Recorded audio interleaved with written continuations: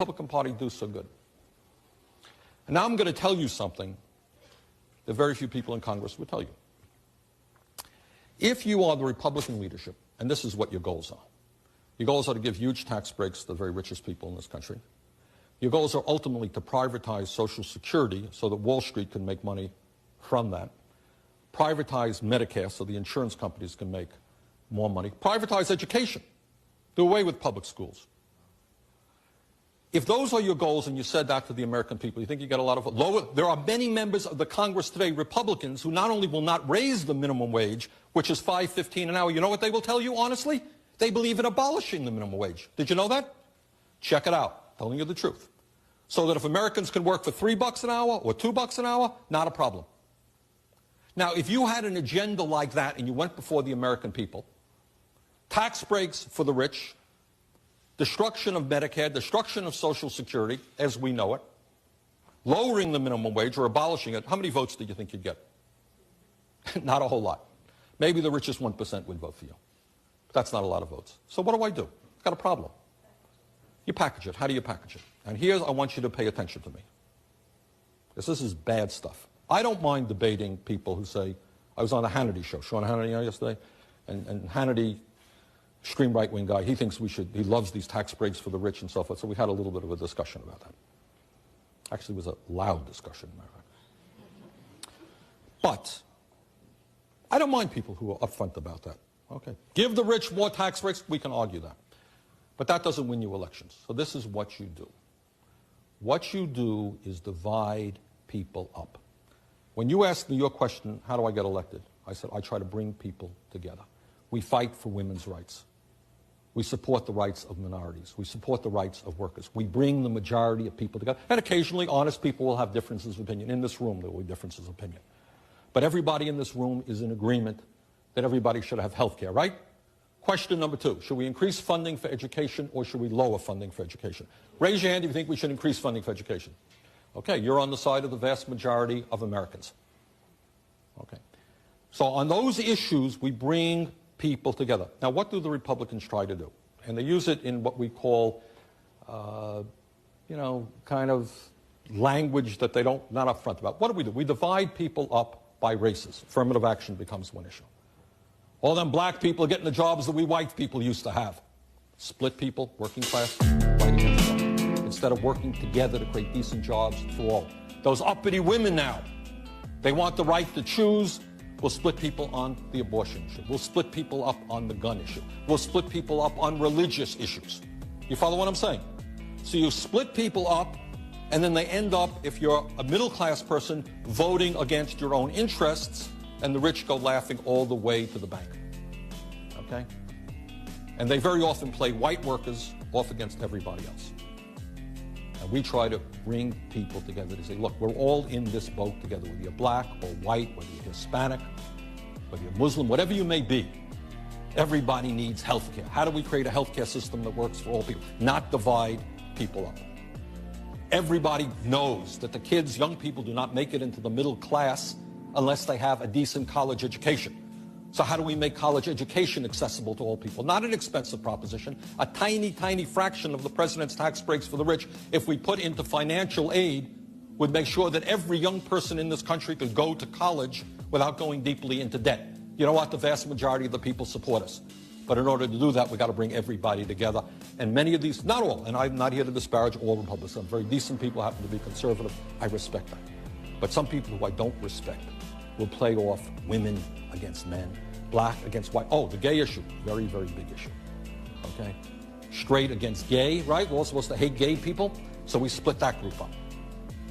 And then the argument, some of us are not patriotic. We had concerns about the war in Iraq.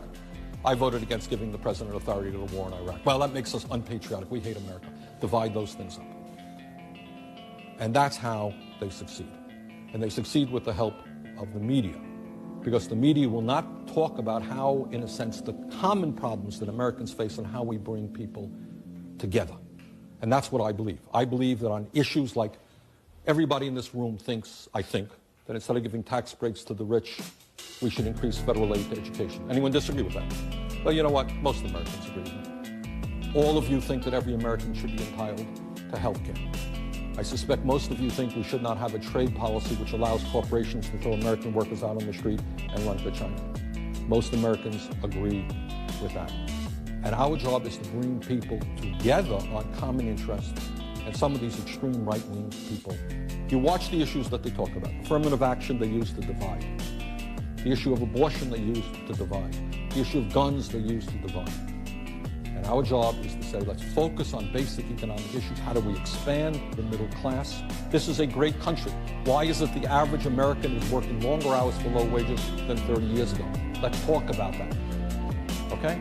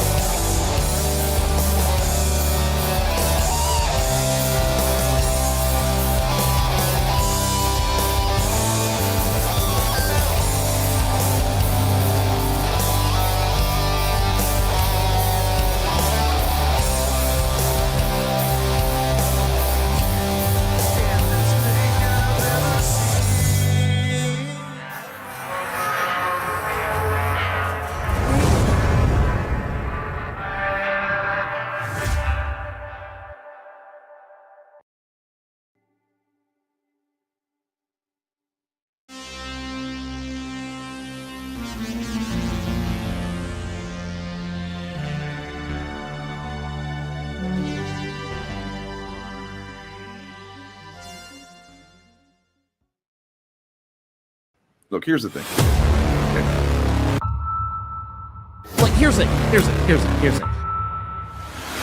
thing. Hey, what's going on? Here's the thing. You gotta be fucking kidding. Daddy needs to get his rocks off. Here's the thing. Here's the fucking thing. Look, here's the thing. Hey. It's the ever-loving blue-eyed thing.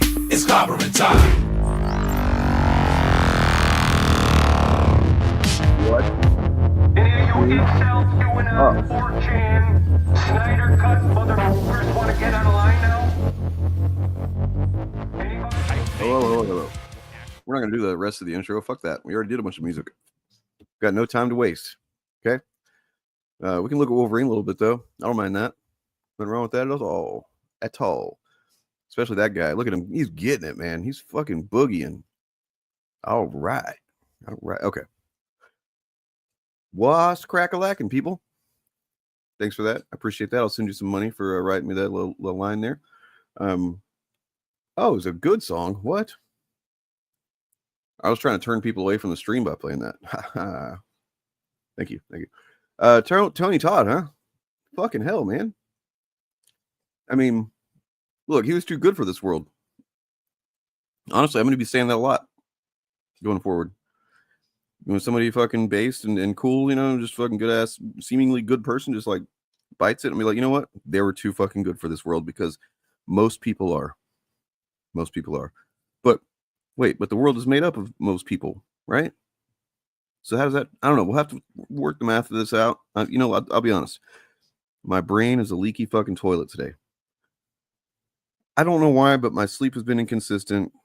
My anxiety's been kind of, fucking, it's been all over the place. Like, yeah, it's just been a weird week, man. I can't quite pinpoint what the fuck it is. But, yeah, low watermark. What's up, man? Maestro, blood. There's a little bit of that. I think it's a little bit too broad of a statement to be useful, to be honest. And I'm looking for useful statements. You can vent. We did some venting the last couple streams, but going forward, really need to see reach for some substance. Okay, like, disappointed in America. Well, what about the half of voters who did not vote for this? Because though they matter too, it's not like they just are completely canceled out, right? We can be disappointed in some Americans for sure. We can be disappointed in, I don't know, in those other Americans that didn't vote for this for different reasons, maybe. But let's just be a little bit more nuanced. Try to be. Anyway, who, look, I told him I was going to take like 10 or 15 minutes to get to this point. And then I was like, just listen for me to start rambling, because I'm fucking all over the place. And then I'll pivot to introduction. But he's hearing that right now, so hopefully he's ready. Hey. What? We're ready. Oh, okay. hi. That was my Sam Cedar impression. What? I'm going to practice my Sam Cedar. I don't care. I don't care. I don't care. But Thanos, I don't care. For the last few months, wow. Is it better now, low watermark? Are you feeling better? Do you feel like you've are you achieved the results you were hoping for, or?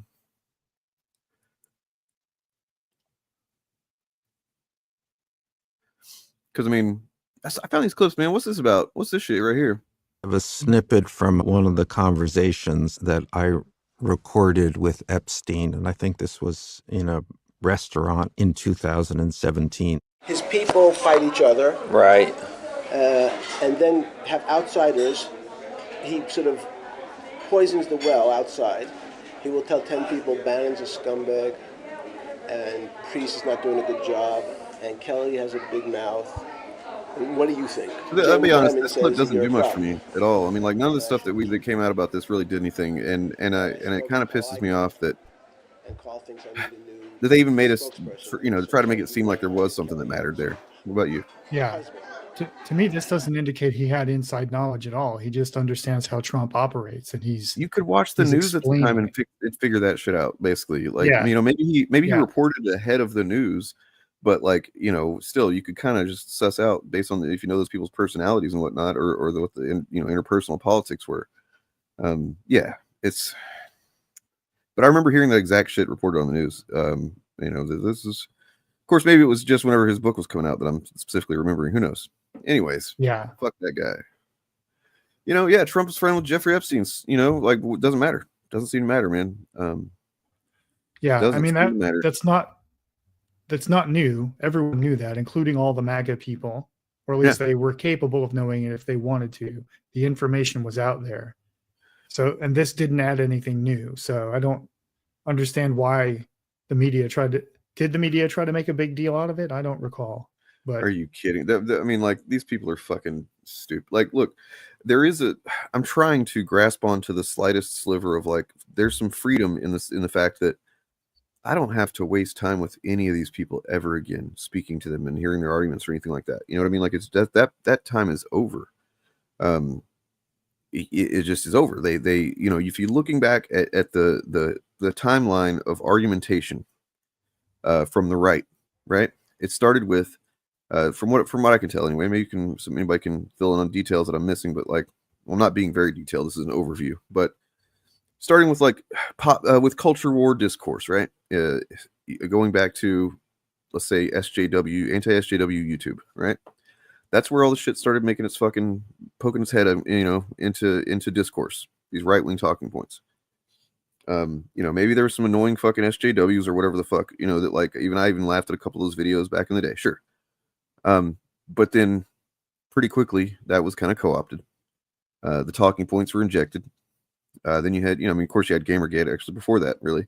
And so it was already there to a degree. When the anti-SJW movement kind of happened, I think maybe just shortly after Gamergate, basically, it was already just kind of like they merged essentially into one fucking thing. And you had a whole bunch of people that were, you know, debate bros. Essentially, they're like atheist skeptics and stuff like that wanted to fucking, you know, debate these points and yell, you know, shout people down, SJWs and stuff on YouTube. And there weren't really many people pushing back. There were a few, Steve Shives being one of them, I remember. Getting a lot of shit from somebody like TJ Kirk, you know, guys like that. They basically turned them into law cows. It was not cool to be not be an anti-SJW on YouTube for a while. You know, that was just the culture, right? Then it started to shift a little bit. And you started seeing, you know, anti-SJW shit turn into woke, you know, but then fucking Tumblr finally decided, you know what, let's get on YouTube, basically. So you actually had fucking YouTubers who were leftists start to pop up. This is right around the time, shortly before, I guess, I started. You had people getting on, and you know, you had your Vosh and your Destiny and your those folks, and they're starting to do their debates. Some of them are pretty fucking good. Some of them are making these fucking rightoids look pretty goddamn stupid and expose them for not having, you know, any substantive argumentation, right? And just like some talking points and some general vague, you know, vaguely gesturing to something, right? That it wasn't really there. Anyway, so pretty, you know, over the next couple of years, I think a lot of the debates started to go not so great for the chuds. You know, you started seeing at the very most that a right winger could do in one of those debates on YouTube or whatever is just shout down the other person and be bad faith, and then after a while, people started to be able to pinpoint that. You know, audiences started to get a little bit more distinguished in how they could understood these debates playing out. And that, you know, some people would actually realize that, oh, wait, it's actually not cool that guy's avoiding the questions or he's gish galloping or he's whatever. You know what I mean? And then suddenly, poof, they're fucking gone. The right-wing debaters are gone. They won't fucking debate anymore. That's been the last couple of years, right? Like they just disappeared as if they all decided all at once, hey guys, all right, let's fucking withdraw now. Does that seem accurate to anybody? Sounds accurate to me. That's how I remember it.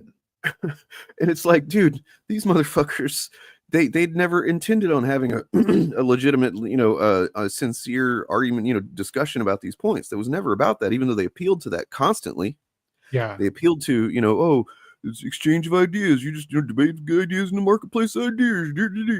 You know, but as soon as they couldn't fucking hang anymore, as soon as you actually had some lefties show up that knew how to argue and had fucking substance behind their arguments, they were just like, all right, we're done. We're out. We've gained enough of following by just putting these bad faith fucking narratives out there, and people that believe them have, you know, we've recruited. We're good.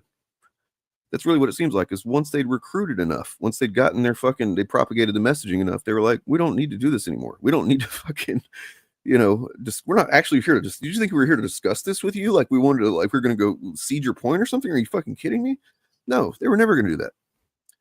So Exactly. we're here now, and they fucking did it. They did it. They got enough people, fucking young people, through goddamn TikTok and bullshit like that.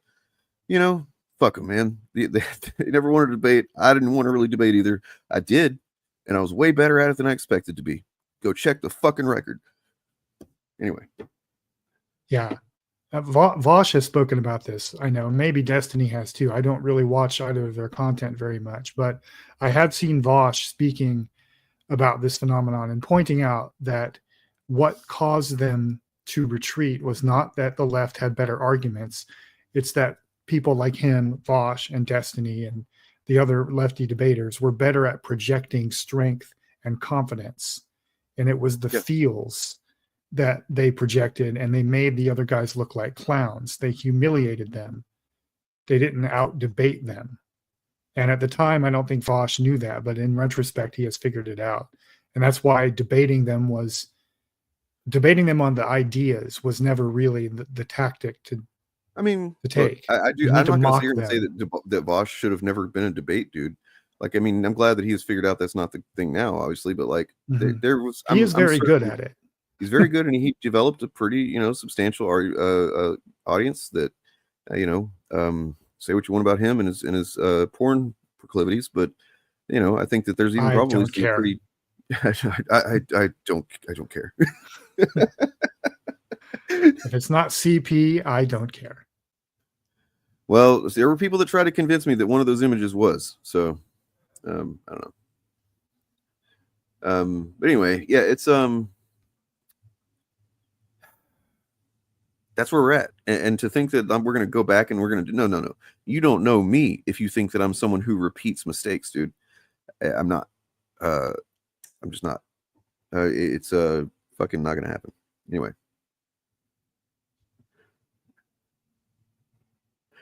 I want to point out to anybody that's under the mistaken belief now still that what we have on the internet is a leftist movement, because we don't. If we had a leftist movement, we would not be in the situation we're in right now. Period. We have leftist content creators, leftist influencers, people who appeal to, maybe they, genuinely are leftist or whatever. I don't know what's in their fucking hearts or how they live or whatever, but like, we can only judge people by what we see. So like, yeah, we're going to say they're lefties, but they're lefty propagandists, and I don't mean that in a negative sense, generally, some of them, sure. But yeah, it's while we're over here thinking that we have a leftist movement in the United States because we're fucking exclusively on the internet, the right is fucking actually building numbers somehow through the internet. You know what I mean? But just by appealing to, we talked about it. Me and Ed, Pop Counterculture, was on last night. We had a pretty good chat about this, and it's frustrating because he's made some good points about, like, we're not appealing to, like, we're talking about it in the server as well today, and pretty much every day since it's Tuesday, that we're trying to appeal to people, young men, based on things that they don't give a shit about. And they're not, we're trying to get them to care about other people and stuff when they're really, kind of to a degree, if you've ever been a young man, understandably so, they're focused on themselves. I mean, yeah, there's a time when everybody needs to grow up and worry about other people too. But like, when you're a fucking teenage boy, 17, 18-year-old, like, it's hard to fucking give a shit about much else besides your own shit going on. Right. Right. And the left has failed to understand about this, I think, is that, number one, they have failed to understand just how young men are when they get roped into this thing. They're not even men yet. They're little boys. They're like 11, 12, and so forth. Oh, and at shit, that I didn't realize age, Morgan was here. It didn't make a sound. I'm sorry. Hey, how's it going? Hey, Morgan. Normally it makes a sound. At that age, boys don't care about politics. They want to laugh and have fun. Right. And what's insidious about the marketing to them is that it approaches them with content that looks fun and laughable, like, and then they get a couple layers deep, and then they're like watching Hitler speeches. Well, I mean, but let's back up a little bit. It's not just fun and lighthearted and stuff. It's fun and lighthearted and makes fun of people that aren't them. Yes. Which protects their fucking sensitive developing egos, or they're developing fucking their fragile emotional states, or I'm not saying that as someone who was there with the very fragile fucking ego. It keeps that insulated while pointing at everybody else and anybody else that kind of seems that's kind of different or weird or whatever. I don't have any experience with that, so I'm gonna make fun of it. It makes their insecurities someone else's problems. Yeah. It encourages them not to grow up. It infantilizes them, really. That's true. That's a good point, dude. Like they're this hustle culture, this fucking grind culture is right up in there, man. Because they don't yet have a leftist analysis of like, oh, you poor dear, you think this grind culture is like something that's going to benefit you in the long run. It's not. It's not. No, and the only reason that there's grind culture and this hustle and grind shit that's going on now is because this is the end stage of fucking capitalism. And that's the only thing that they can manage to convince people is worth their time to do to fucking put food on their table. And so they perpetuate that shit, but they think that's a legit fucking avenue to become a man, to be, I'm going to make so much money. I'm going to be Andrew Tate. You know what I mean? Like, no, man, Andrew Tate probably didn't even have the money that Andrew Tate pretended like he had. And the money that he did he made, fucking trafficking women. So maybe don't do that. But they see that as a feature, not a bug, right? And the problem the miscalculation the left has made here, I think, is again misunderstanding how young people are, especially how young men and boys are when they first get exposed to this. And like, there's no way to tell an 11-year-old, grind culture is is symptomatic of end stage capitalism, and it is going to lead to nothing but your alienation. You can't say that to an 11-year-old boy. He's going to think you're a dork. The challenge is to find some way of conveying that message through like fun, jokey, inspiring content that makes them feel good and doesn't lecture them, because that's what the right wing did. They figured out that formula. And also the right wing has a ton more money than the left does. That's a big problem too. That never helps. Yeah. Never helps. But they need all of that. All of these, they need the dishonesty. They need the fucking, the dishonest engagement, the insincere engagement, the fucking, hey, yeah, let's debate in the marketplace of ideas, except just kidding. Now that we're losing, we don't want to do that anymore. Right. They need all that because they don't have fucking substance. They don't have the truth. They don't have the better analysis and the better, prescription for a better future. They don't have any of that. So they got to get a better marketing team. That's about it. Yeah. And unfortunately, that works. Marketing works. Marketing is powerful. And they don't want to admit they've been advertised too, right? They've been sold something. I mean, nobody does. Like, that's the thing. Does. Everyone thinks that they personally are immune to propaganda and advertising, and everyone else in the world is a dumb idiot. Right. And the truth is, we're all dumb idiots. We're all dumb idiots. Yeah. This suddenly became a fucking Vosh vindication stream here, because I'm going to do it again right now. The motherfucker said a couple of years ago he was saying this shit, and he got fucking just wrecked for it by broadly from the left. Even like, that's whenever somebody who I have a lot of fucking respect for, probably one of the most my most respected content creators, which is Robert Evans. He even bought into this shit. He saw it on Reddit or something like that and just took it for granted that Vosh must have been saying whatever reductive version of what he said people were spreading around, when what he fucking said was exactly this, was that the reason that people are going to the right via like Andrew Tate and shit is because the left does have a kind of a, I don't know, man, it's hard to describe. I've experienced it. I'm going to be thinking about that. Talked about it a bit last night, and I'll be talking about it more in detail in the future once I got to recollect how it all went down. But like, when I first kind of got into YouTube, got into leftist spaces and stuff, there was definitely some weird like, I don't know how to describe it. I'm trying to do this the most responsible way I can, because I don't want to act like I'm not a fucking victim. Okay. I was not a victim then, not a victim now, but being an autistic man who had not been in these kind of these spaces before, there was definitely some kind of weird,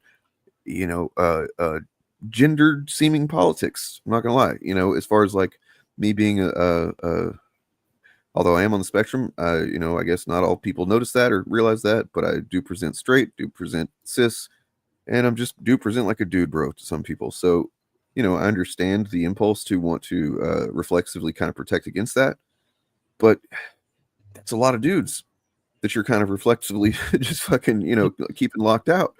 Yeah, I was about to interject and say that I honestly think the root of what so much of the online left had against Vosh is just that he is a traditionally masculine person who cannot be shamed. I believe that too, man. Like, you can ask Morgan. I would every once in a while, whenever one of these Vosh moments would flare up, I'd be like, "Oh man, is this true? Is this?" And sometimes like he needed to be shamed. To be sure, clear, absolutely. I mean, I do. Even from going back from when I first was watching the dude, I was like, his biggest fucking problem is that he's young, and I bet in about 10 years he's going to be an excellent fucking, you know, orator and communicator, and he's not going to have any of these same stupid problems that he's constantly put himself in. Yeah, you know, Well, and he's I already. think that time has shown that out, that he has become a more eloquent speaker over time. Yeah, the tax folder was the really watermark for him. I think it's like it's a watershed moment. I mean, yeah, he kind of really something in the shed. But so much of the critique I used to see against him when I was on Twitter just boiled down to this guy is too trad mask, and we need him to stop being that way. That was the subtext of a great deal of what I saw, and his ability to not be shamed by the crowd, even when he's wrong. I mean, his biggest flaw is he doubles down even when he's wrong, and he eventually realizes he was wrong. But in the moment, he will not back down. There was a handful of times when I definitely was like, "Man, you were wrong on this, dude," and he eventually did realize that. It just took too long. Yeah. But I mean, at the same time, I kind of, not to say excuse it, but like being someone on the internet who has takes that people get really mad at whenever I say them, I have definitely felt it's not a good idea to just automatically apologize for everything whenever somebody starts coming at you saying you need to apologize and you're wrong about something. Right. Because unless you know for sure that this person is coming, you know, like, or at least that you've studied the thing and you're like, oh yeah, I was actually wrong.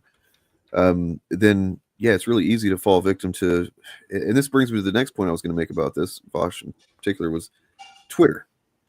That's where the vast majority of the shit that I saw about him was.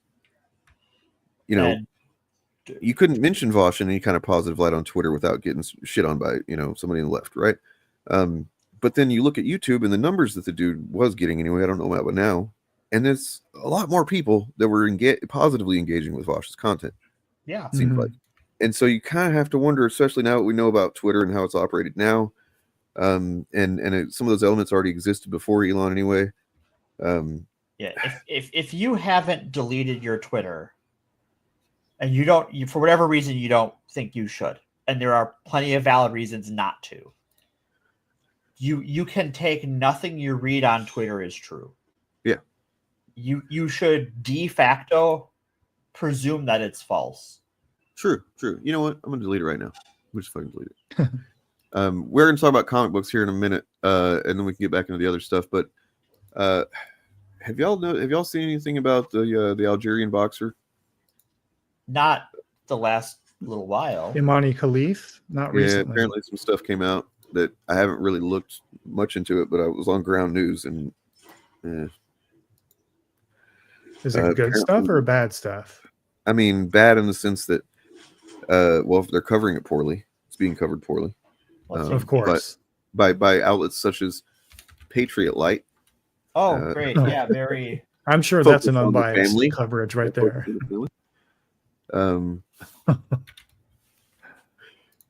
So the narrative is that turned out to be a man after all.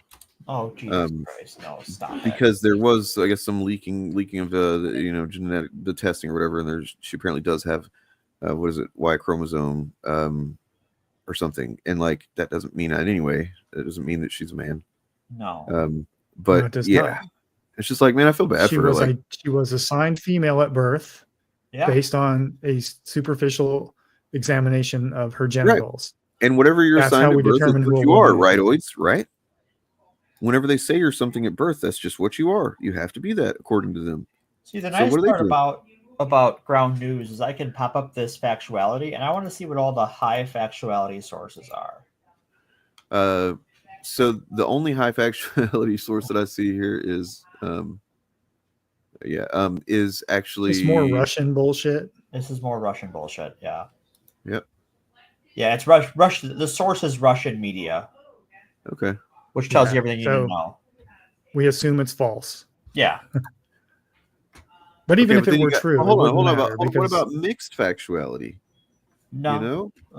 Why do I got to go all the way that far down? What's this called? Blaze Media? Are they? If there's high factuality sources, why would you need a mixed factuality one? I'm just joking. It's I know. Blaze Media, for fuck's sake. Right. Oh, I know. I just am providing the commentary. And do you? Oh my god, dude! The things that their Blaze Media is saying, what the fuck? Oh, I'm sure it's nothing good. But here's the narrative. Here's how it's a lie. Even let's assume it's true. Okay, I don't know if it's true. I doubt it's true. But let's assume it's true that she has an XY chromosome, and like, I don't know, like internal testes or something like that she didn't know about. Right. Right. When she was born, the doctor looked at her genitals, basically said, "Okay, this is female," and she was raised as and lived as a female her whole life. She identifies as female. And the narrative is now from the right, it's going to be, oh, she was lying. Right. This has all been a great deception. Right. And that's where the lie comes from. So like, even if the biological claims are true, it doesn't mean she's not a woman. Right. It doesn't mean that she cheated. They're going to try to spin this as though like she lived as a man and identified as a man right up until the point she decided to enter the Olympics or some which is shit like that. That's provably not true. Yeah. Well, other than that, did you guys hear what that young man was saying before at the beginning of the stream? No, I just got on. The head of hair on that young man. Yeah, he's a shocking white head of hair. From that man. Where's he from? Vermont, I think, something like that. No, it's just it's Bernie just straight up telling you, telling you how it is. I'm gonna, in some ways, I'm gonna be like making my engagement, my understanding of politics intentionally more simplistic, like as in like he's just talking about how the right, he says people ask him how does he win elections. He says, well, he tries to bring people together. And then he talks about the Republicans and how their whole thing is to tear people apart, to pit them against each other. And it's like, that is really kind of an excellent starting point for like how you look at this. And you almost don't need to go any further. But I mean, it's obviously you should have a more robust understanding. But like, if there's somebody trying to make you blame other people for the problems of a system, just fuck that person. You know? Anyway. Yeah. So I think the point, I think the thing to take away from the Bernie clip and from Bernie's recent comments at the level of political strategy is that has a narrative that explains to his base why their life sucks. And the narrative is a lie, but he has a narrative, and the Democrats don't have a narrative. They don't have an explanation to working class voters why their life sucks, right? Like they didn't say you don't have money for your kids because the Republicans voted to end the child tax credit. Right. Which is the actual reason. They don't say that. Yeah. They will never call out who the actual enemy is. No. They won't. They don't want to put themselves in a position of blame, of like, I don't know what their reluctance is, but they don't have an overarching narrative that identifies an enemy and aims political energy and agency at that target. And Trump does. And in the absence of an alternative narrative, people are just going to go with the one that seems to address their problems. Right. Or at least the fact that somebody's talking to them. Yeah. Like the fact that the Democrats agree with the immigration narrative and the border crisis narrative when there is no border crisis. Right. That doesn't help. People are going to look at that and say, well, if both parties agree, why would I vote for the one who has the weaker position? I'll just vote for the Republicans. If they both agree the problem is the same, and one of them has a stronger solution, why would I pick the weaker solution? What the Democrats should be doing is delivering an alternative message that immigration is good. We want immigrants. Right. Immigrants are good for the economy. All the statistics show immigration is good for the economy.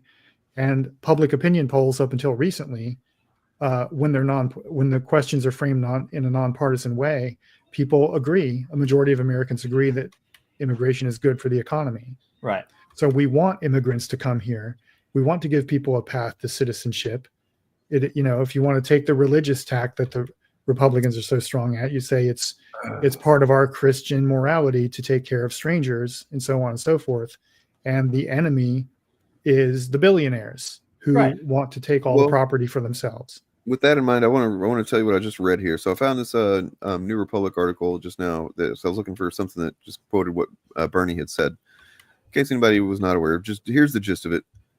This is Bernie's quote about the Democratic Party the other day. He's not going to be running again. He's probably going to be, not living again for too long. Hate to say it, but he's got no fucks left to give. So he's going to say exactly what he thinks. And what he thinks is, it should come as no great surprise that a Democratic Party which has abandoned working class people would find that the working class has abandoned them. While the Democratic leadership defends the status quo, the American people are angry and want change, and they're right. So, and then I just want to get through this follow-up of this because this is fucking crazy, and we can kind of point to maybe this moment as being what caused the fucking election to go the way it did. Maybe. It's a big part of it, I'd imagine. So Sanders cited inflation, historically low wages, artificial intelligence, exorbitant prescription drug prices, billions of dollars towards Israel's horrific war on Palestine, rampant corporate corruption, all as issues that the Democratic Party did not adequately communicate to voters or address at all. DNC committee chair Jamie Harrison, previously an aide to Representative Jim Clyburn of South Carolina, and then a corporate lobbyist, called Sanders' take straight up BS. Oh, jeez. Biden was and he makes some good points here, and this is worth kind of hashing out. Biden was the most pro-worker president of my lifetime. That's true. Saved union pensions. Yeah. I mean, but it took a while to get him there too, right? Created millions of good-paying jobs and even marched in a picket line. And some of Kamala Harris's plans would have fundamentally transformed the quality and life for the closed the racial wealth gap for working people across the country. He tweeted that Thursday. From the child tax credits to $25,000 for down payment for a house to Medicare covering the cost of senior, okay, and could be all. If she had actually implemented any of that stuff, if she'd won, then we'd be talking about how maybe it was, too little, too late. Basically, is what I think. But regardless of no one cares. That's the problem. No one cares. People don't vote on policy.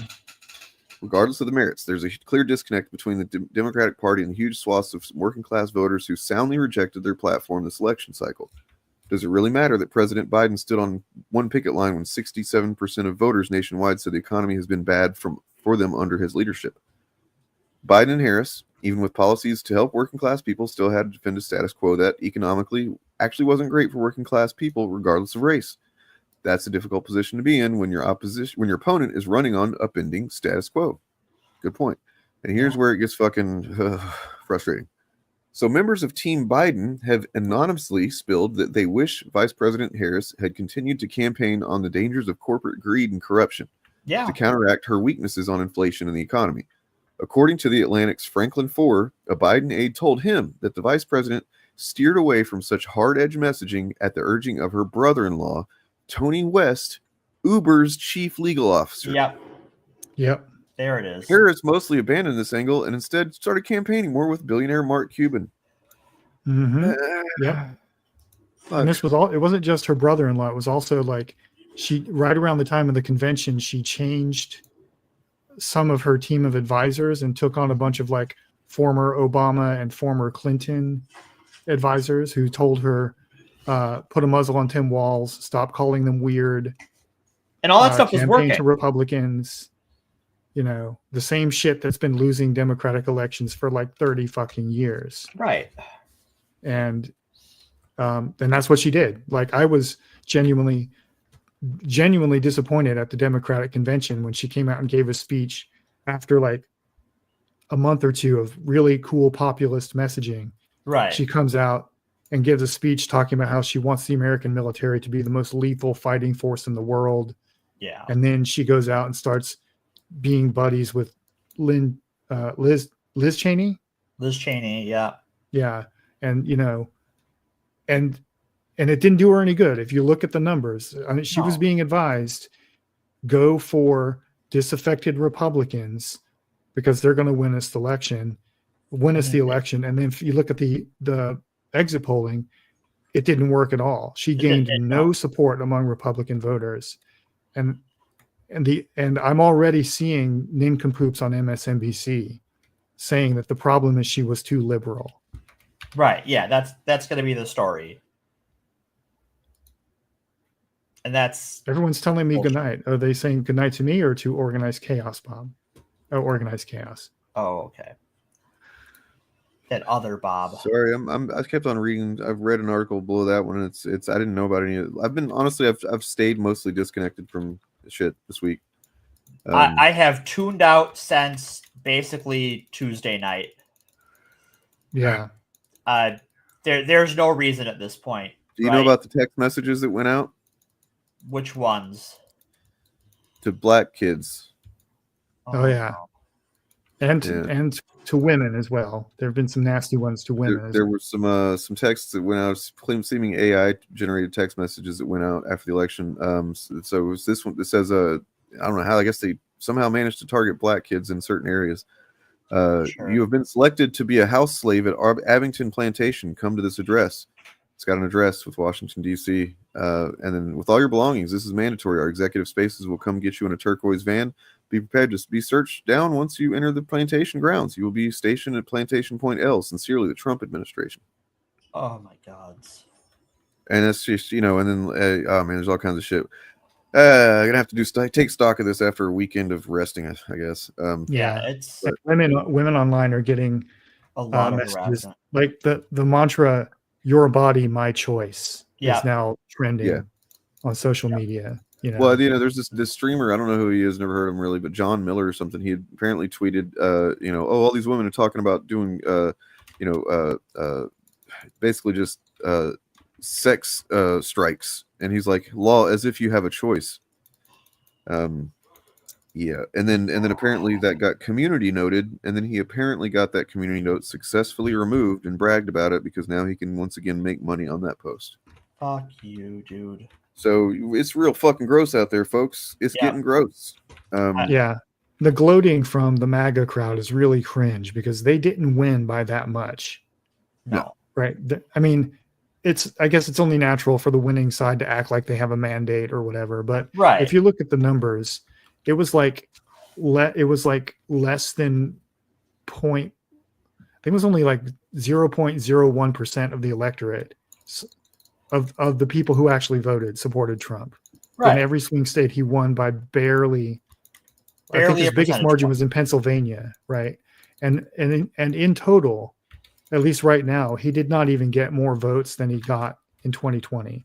It's or he got about the same amount total in 2020. It's just that Democrats came out less than they did in 2020. Which is not at all surprising. The numbers that Democrats voted in this year is the same, roughly the same they voted in 2012 and 2016.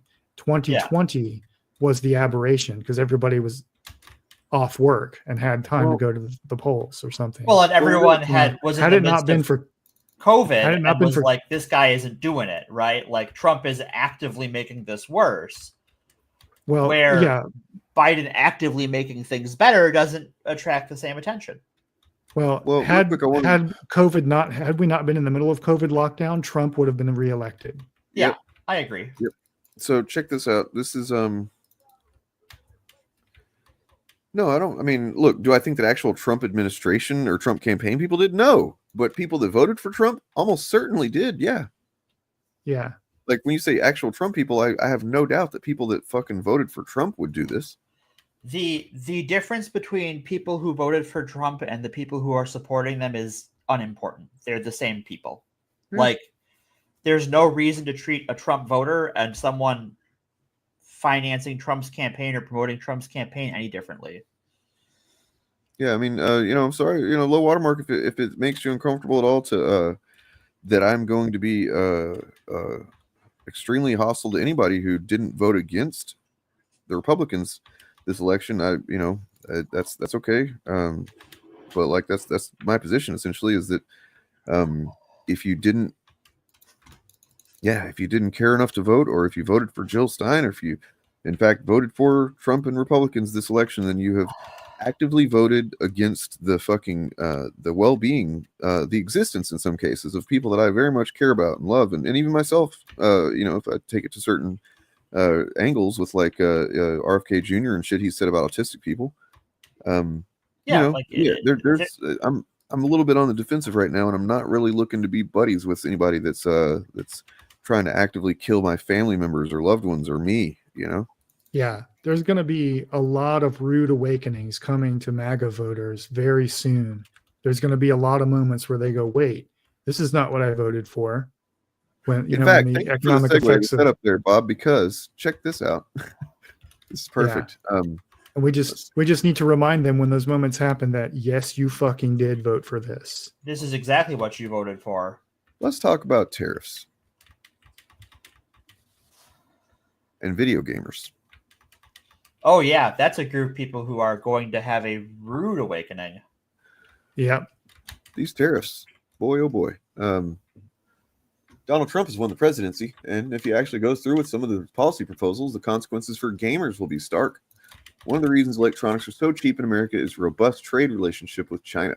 During the campaign, Trump said he'd impose a baseline 60%. Jesus Christ, tariff on 60%. Oh my God. The cost of video game consoles could rise to around 40%, making the upcoming PS5 Pro cost. Well, I mean, it's good because I don't think anybody was planning on buying that shit anyway, to be honest. But, it doesn't seem like it. But whatever the next one is after that, that's going to be the one that's going to hit them hard.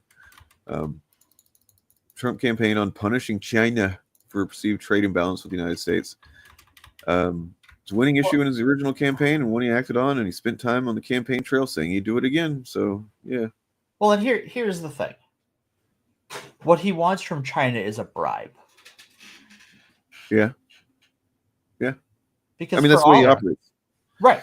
Because for all of his, tough talk on China the first roll around, like look at the Foxconn deal here in Wisconsin. He had his hands all up in that shit. He took money from Foxconn so they could buy some land in Wisconsin and not develop it, and then eventually be forced to sell it to Microsoft by a Democratic administration. Yeah. Here's the effect this is going to have on working class people. I am already seeing it at my job. Today, we were talking with the bosses, the owners of the company I work for, and I work at a company where we do a lot of importing from China and overseas. And Trump's not even in office yet, and already we are being told, sorry, we can't give you a raise next year, and we're going to have to cut benefits because we have to defer the costs that these tariffs are going to impose on us. So we're going to buy a bunch of stock, like a year's worth of stock now. Right. So we don't have workers are the first ones to feel that. Yep. Exactly. And manufacturing laborers of the working class who voted for Donald Trump are all going to have that experience. Probably they're having it right now. They're already whether they realize it or not. Their bosses are already deciding the way we're going to defer the cost of these tariffs is number one, to raise prices for the consumer, and number two, slash labor costs. Yep. And when that happens, when all these people get mad and say, wait, this isn't what I voted for, that's when we are justified in saying, yes, you fucking did vote for this. Right. You did this. This is on you. So now, real quick, we should still advocate for policies that will help them and lift up the working class regardless of who they voted for. Right. But they're all being smug now. But just the only silver lining I'm trying to say of this whole situation is we are going to get to enjoy that freak out when it happens. And for a brief time, we should enjoy it before we move on to having. Yeah, I mean, one thing is let's just not get to let's I don't want to start getting into fucking China's and Uzbekistan's railway plans. But not this stream. Maybe next one. Sorry, talking to comedian there. Yeah. I wanted to rattle off what they estimate would be the price hikes on electronics if these tariffs are implemented that he's talking about. So, oh yeah, the CTA is what's the CTA? They're the something trade something. Consumer Technology Association. Oh, okay. Say across the board, the tariffs will cause significant price increases for the U.S. consumer. The CTA estimated the laptop and tablet costs would go up 46%. Probably. Smartphones would go up 26%. And video game consoles would spike 40%. That kind of increase would put the cost of the forthcoming PS5 Pro at just under $1,000. Top of the line GPU, the kind used for AI and gaming, could bloat from around $900 to $1,300. The price of monitor. Hey, look. Well, at least maybe people won't be able to afford AI shit anymore. Maybe, I don't know. We see that go down a little bit. The price of monitors would go up to $109. Desktops would go up to around $74 overall, and headphones could cost an extra $35. Cool. You know, fucking cool shit, man. Cool, man. Cool. Like consequences are thing that exists. Maybe we should think about those. Yeah. And then so I just want to say that I was right. I've been right for so long. I don't like. It's weird because I'm somebody who I have, I think, a healthy degree of confidence in my my analysis and how I view things. Healthy because I didn't always have any confidence. I used to have no confidence in anything about myself, and I worked pretty hard to get to where I have, I think, a rational, reasonable degree of confidence in generally whatever thing if I speak with as much confidence as I know I have about something, if that makes any sense. No, it doesn't. Mm-hmm. What I'm saying is I don't talk about things that I don't know what I'm talking about. If I do, I add plenty of questions and I try to look for expertise and people that know what they're talking about better than I do, things like that. But I mean, I have been saying kind of the same stuff on this channel for 5 fucking years now when it comes to where things were leading. And the couple of things that I've been commenting on that, I'm just like, these are a couple of problem areas that I don't like where you can kind of predict these would go on a long enough timeline, if not, dealt with. 2 things are just a fucking non-existent emotional intelligence among a vast majority of, or at least a shitload of people in the country, primarily young men. And then also social media algorithms. I've just been sounding alarm on these things the whole fucking time. Yeah. And it feels fucking crazy I feel crazy that I'm still sitting here like people are not recognizing that that's what got us where we're at. Right. And then I also feel crazy because I'm like, I don't like being right about this shit. I wish I wasn't. It took me several days to realize that I was right about it to the degree that I have been. You know what I mean? Like I'm sitting here now uncomfortable with how fucking right that I've been. It doesn't feel good.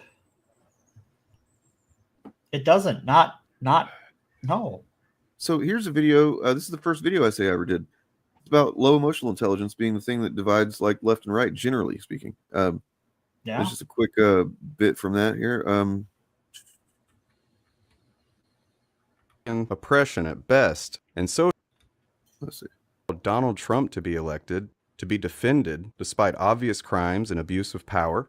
The motivating factor behind joyously propagandizing barbaric treatment of transgender people, immigrants, women, and generally anyone unaligned with their specifically fashy notions. What in God's holy name are you blathering about? So what am I blathering about? What could possibly break the paradigm of every perceived spectrum of socio-political trapping? Look, I was a little bit wordy here, but like emotional intelligence, and those without. As with most human characteristics, it exists on a spectrum, and it's that spectrum I'll be asking you to focus on for this video. For the next half hour or so, set your charts aside and indulge me by reframing those in political hemispheres on this spectrum. Many on the right, specifically the alt-right and ethno-bros like them, have fully embraced this notion of cognitive intelligence as the be-all, end-all, ignoring for a moment that they often vastly overrate their own intellectual prowess. The actual scientifically, sociologically supported truth is that IQ is not even half the story. Sure, to varying degrees, traditional idiocy is a factor, and many of them can be written off as dunces. But I don't think anyone in good faith would call Ben Shapiro or Jordan Peterson an idiot in the most literal sense of the word. Wrong most of the time. Oh yeah, definitely. Victims of the unfortunate Dunning-Kruger syndrome, perhaps. But emotional intelligence can explain how it is that high-functioning grifters such as these, lower-level dunces like Steven Crowder or Tim Pool, as well as every other person who supports or defends. There's probably the reason this video is not public anymore is because there's just like a lot of really casual ableism. A little bit. Oh, we live and learn, right? We grow up. Right. I was really excited about this concept once I mean, honestly, this is what, and it's served me well since then, before and since, but like when I got into doing trauma therapy and stuff like that, I started, this was what I realized I was ultimately trying to develop in myself, and is my emotional intelligence. And once I hit what's called kind of a post-traumatic growth, right? It's kind of the inverse of like post-traumatic stress disorder, which is like you can hit a point where once you start working on things after trauma, that suddenly, like in a short period of time, you just see so much fucking improvement that it's like kind of astounding. And that's what happened to me. Like it was kind of scary in a way. Like I was like, what the fuck? I'm like understand things in a way healthier way. I'm just generally healthier minded person in a short amount of time.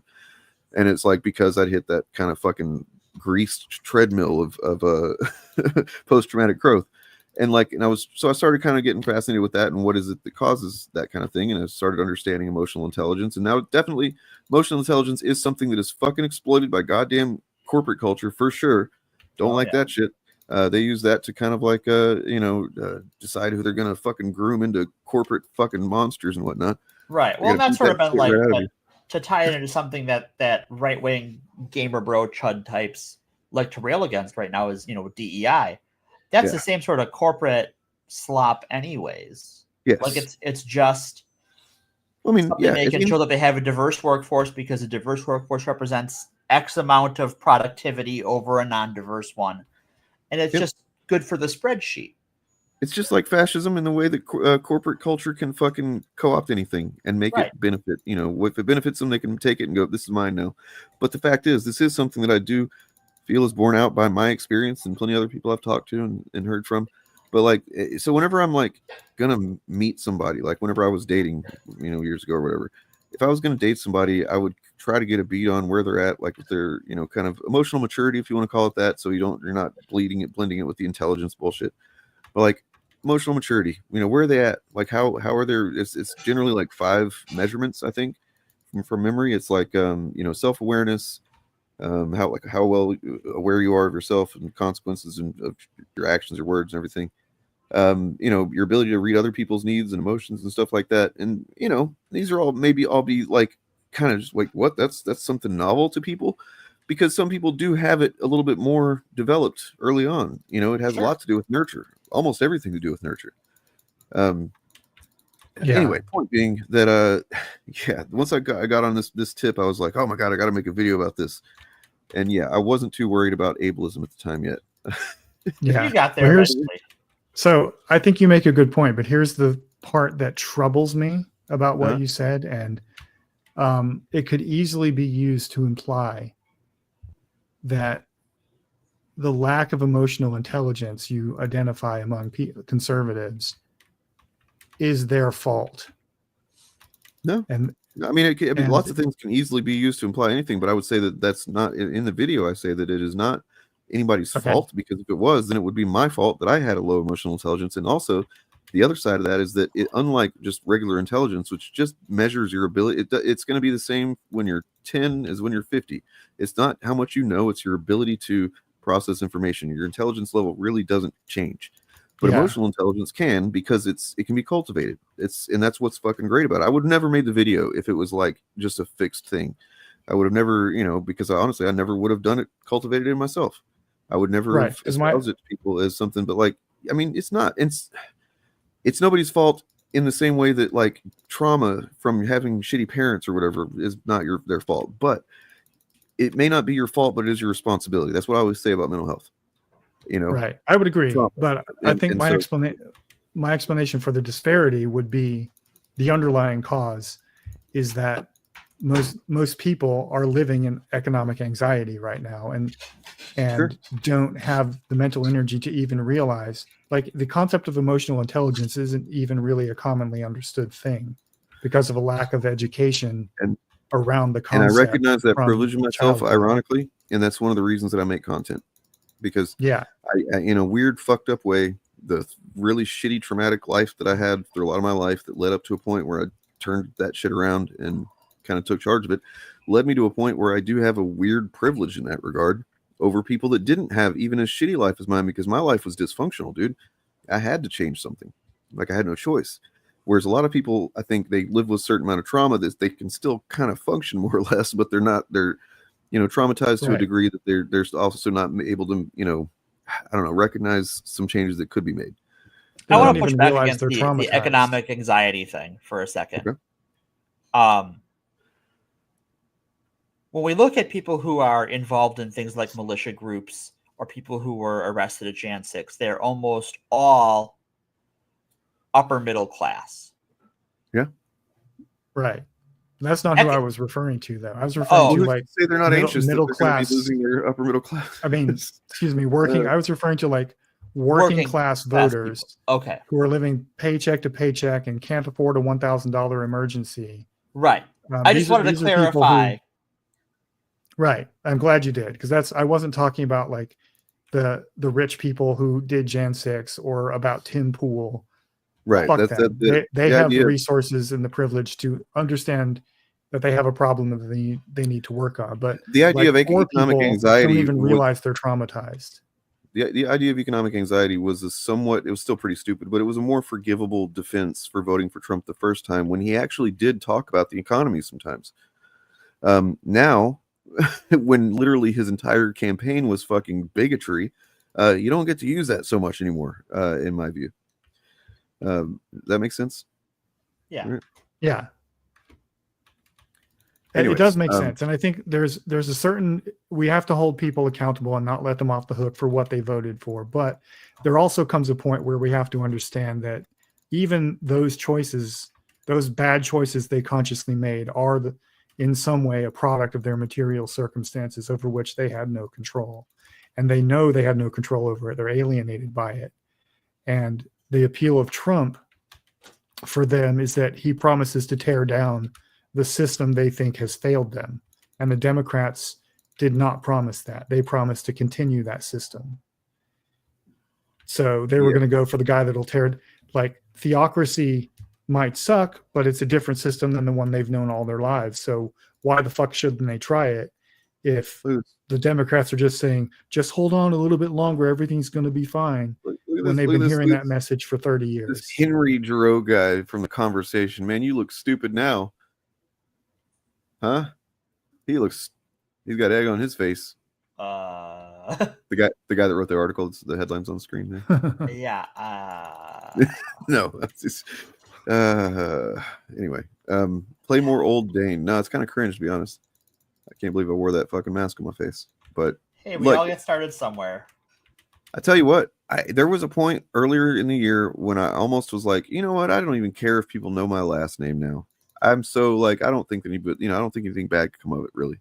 And not that I was going to go out and announce it, but like when I started YouTube, as the mask indicates, and I was not going by Dane. If anybody remembers from back then, that was not the name that I used. No, that wasn't. I was so fucking paranoid about any personal information being found out about me because of the content that I was going to be making. And I spent months and months and months before I ever made a video making sure that you couldn't fucking locate me based on anything that I was going to be putting out through this means. Tell you what, I'm glad that I never did let anybody know my last name. So, because I think that it's going to be necessary to go even more fucking, so to speak, mask on going forward. But yeah. I saw that, man. I saw that there was I didn't know if that was a joke or not. I saw that BTM Reviews did a low watermark face reveal. Sorry, I missed it, man. We missed it? Yeah. Shucks. You got to be like the most famous just chatter there is, man. In this whole area of things, right? Like everybody knows who you are via chat. Anyway, so there's that. There's this part of it, and then there's also I don't know if anybody remembers, because not that many people watched it. My Westworld season 3 video. But it wasn't like okay. So the biggest video on my channel is still the Watchmen video. Then there's also some stuff in that I think is relevant. But the sequel, the spiritual successor to that video, in my mind, was going to be the Westworld season 3 video. Obviously, did not work out as well. Well, obvious to me anyway.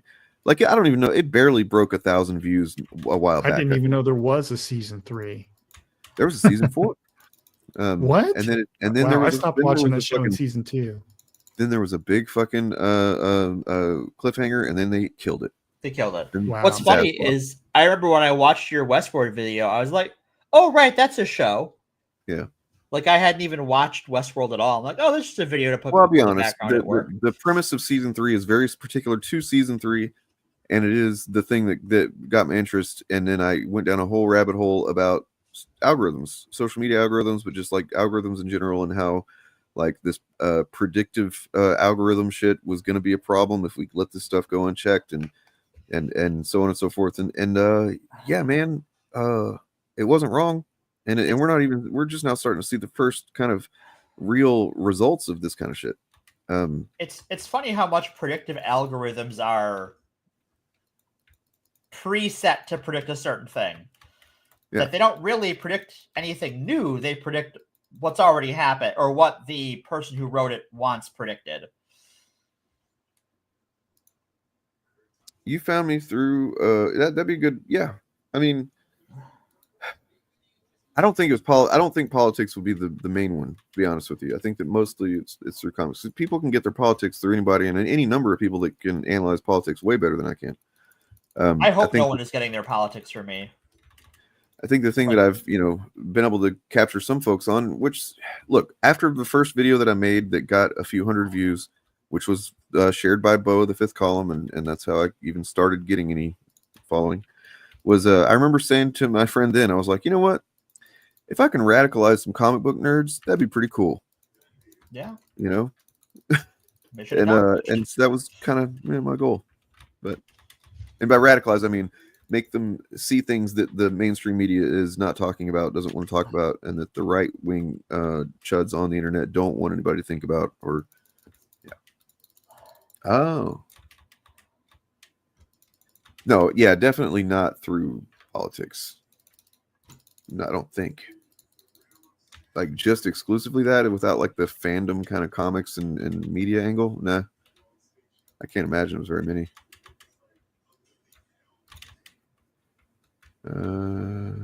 Anyways, so yeah, there's that. Those two things that I think are really proving me right, and they still need to be addressed ongoing.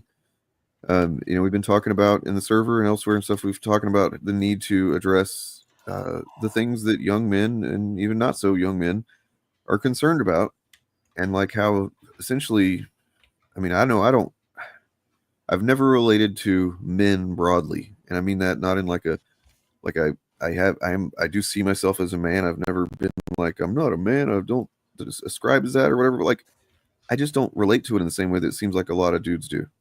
Yeah. And I don't really know how to quantify that except to say I just don't. And so it's hard for me to know. You're such a Sigma. That's why. I guess so. Yeah, it's really what it is. It's because I'm on that Sigma grind set, I guess. There you go. Yeah. In fact, I would go beyond that and say, is that all it is? You just say something like that, and then yeah, I've never cared about it either, and so I would jokingly say that we are turbo males, not turbo. We're on beyond Sigmas into turbos, and if you haven't heard of a turbo male, that just means you aren't one. We're not super straight, right? You're ultra. It is the autism. It is. That's what it is. It's and I do. You know what I do relate to is being neuro superior. Please retire that. No, I'm just now putting it in circulation. It's just now getting started. I'm going to make T-shirts. God damn it. It could be the autism, and I have never been diagnosed, so I don't know if I'm on the spectrum or not. But for me, it has always been that it just like whenever I first experienced other like AMAB people freaking out about the concept of masculinity, it just made no sense to me. Right. That that would be something that people would be worried about. You're either comfortable with yourself and working on your problems or having fun or whatever, or you're not. And yeah. I mean, I've done a lot of reading since then, having grown up. I've read tons of feminist theory and so forth, but my initial instinct was, what the fuck? What is masculinity? Why do these people care about this? Yeah. I mean, and it's weird. And it's ironic because from large parts of my life, I was into like traditionally masculine pursuits like combat sports and strength training and camping and all that other stuff. So I was constantly surrounded by people coded that way. And they always want to start like a fireside conversation about what it means to be a man. And I'd be like, what? Are you not one? What? I think what it is, and I have a new phrase I'm workshopping, which is internalized misandry. Where that, like, we have, well, not we, but our culture has created an ideal of a man and told men, particularly young men, and this isn't a new thing they just started doing, this is forever. Yeah. This narrow box is what it means to be a man. And you shouldn't like yourself if you're not that type of man. And that with outside of that box, there are masculine traits. Being a nurturing parent is outside that box, for instance. Teaching children is outside that box. If you think about the male role models in your life, what do they do for you, right? They taught you things. Mm-hmm.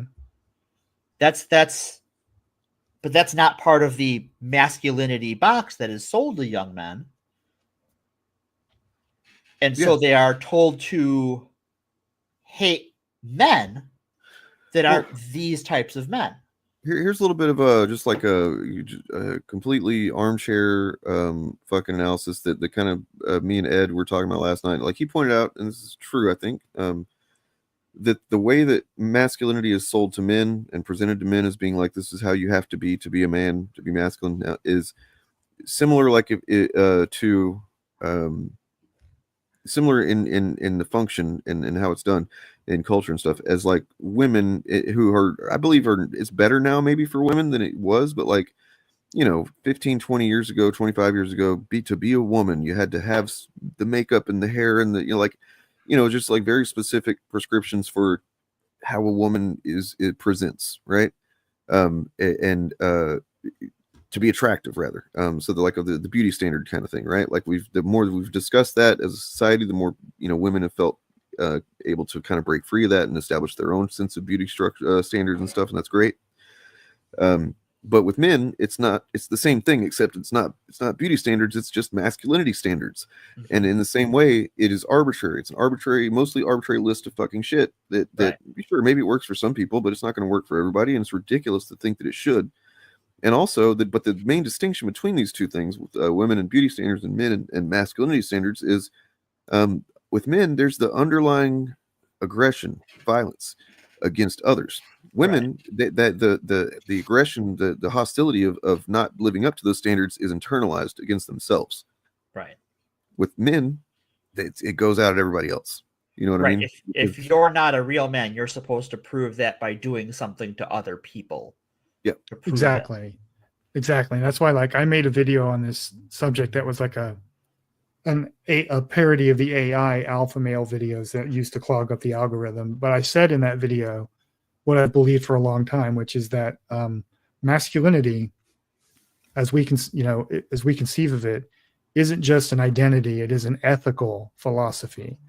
Yeah. And the ethics are to prove you are a man to another man. You must either dominate that other man in some way or team up with him to jointly dominate someone you have both identified as being less than a man. Right. And the problem is that there's no real concrete definition for what a man is, because this is all made up. Right. Well, I do have a concrete definition for what a man is. Taken from an ancient work. A man is a miserable pile of secrets. Have at you. The Castlevania reference, but See, I mean, I did. By the way, I have acknowledged that it does seem like Tony Todd has passed away. Oh man. Oof. Which I should say, oh, Candyman. I mean, I was about to just download a clip of him as Candyman for like a clip to play at the end of the stream, and I'm like, wait a second, what if it's something really awkward, like in context of him dying? Yeah. I don't know if I should do that. So, and I think it's kind of, I want to, before we continue to talk about masculinity, I want to address the egg in the room. I have to imagine for some people, it might be a little weird to listen to a trans femme person talk about masculinity. But I'm gender fluid. I have my dude days. And you know what? I fucking love masculinity more than I did before I realized I was gender fluid. Being a guy is fucking great. Having a dude day is wonderful. You know, this may be off mark or something, but like, honestly, like I definitely get feminine vibes from you. I don't tend to think about it too consciously or like quantify it. Like I get feminine vibes, but there are times whenever I definitely feel like you're just a dude I'm talking to comics about. Yeah. With, you know what I mean? And it's like these things don't really come up in my conscious brain. Sure. But the only time that masculinity really stands out consciously to me is whenever somebody brings it up specifically, or like if you're acting like a little bitch. And you know, you've never done that as far as I know. You know what I mean? Like it's never seen act, but like I've seen these fucking dudes that rail about masculinity constantly acting like little fucking bitches. They've internalized their hatred of men. That's why they've been told that because they don't like the men they are, they have to make it everybody else's problem. Instead of just loving the man you are. I mean, being in your 60s, that's got to be one of the benefits of just like you don't have to give a fuck about that kind of stuff anymore, right? Like at all. I mean, I don't now, but like yeah. I fucking love Dragon Age. I would say it's not just internalized hatred; it's also fear of other men. Mm-hmm. Yeah, because I think one of the essential, the elephant in the room of the masculinity conversation is that it is also based on a fear of being the victim of violence from other men because you have failed to meet the standards of masculinity, and this is where you can build empathy in young men or boys in conversation with young women and girls, because women and girls live with that same fear. Oh yeah. Not to downplay like your gender identity or fluidity thereof or anything like that. I suspect that if we could just divorce ourselves from all this cultural bullshit about these narratives and you know definitions and stuff, that most people would probably find themselves a little bit more gender fluid than anything else. Yeah. Well, I mean, my whole point, I guess my guiding light is that it's all bullshit. Yeah. Masculinity does not exist, objectively speaking. There's no. Or to quote Carlin, it's all bullshit and bad for you, folks. It's the liberatory insight is you can be whatever you want to be and whatever you feel you are, and you're totally valid that way. You don't have to prove that you're masculine or feminine. You don't have to live up to any. You shouldn't have to live up to any expectation. And the fact that you live in a system that requires you to do those things means that you are oppressed by that system. Yep. And you know, the dudes that want to act like they're so fucking oppressed and you know that the left wants to keep them down and stuff. And it's like literally we're giving you the keys to empowerment, man, to like fucking freeing yourself from these shackles that don't fucking matter and only do because it's like you know, it's like Freddy Krueger or money. They only fucking have any weight because we give it to them, you know. Like it's but the difference between this and like money is that like you can actually choose to just not engage with this shit. Well, you could. We'll see what happens now, but might have to start I don't know, having a brand of your gender on you or something like that. Masculinity is Freddy Krueger, I think, is a great a great analogy. That's a really great analogy. I haven't heard there's this the one underlying before. threat of violence. There's the fact that it only has power if you grant it power. And it literally the thing that you are most afraid of is what it takes that form and kills you. Yeah. Wait, I don't know if that really applies, but I'll think about it a little bit more.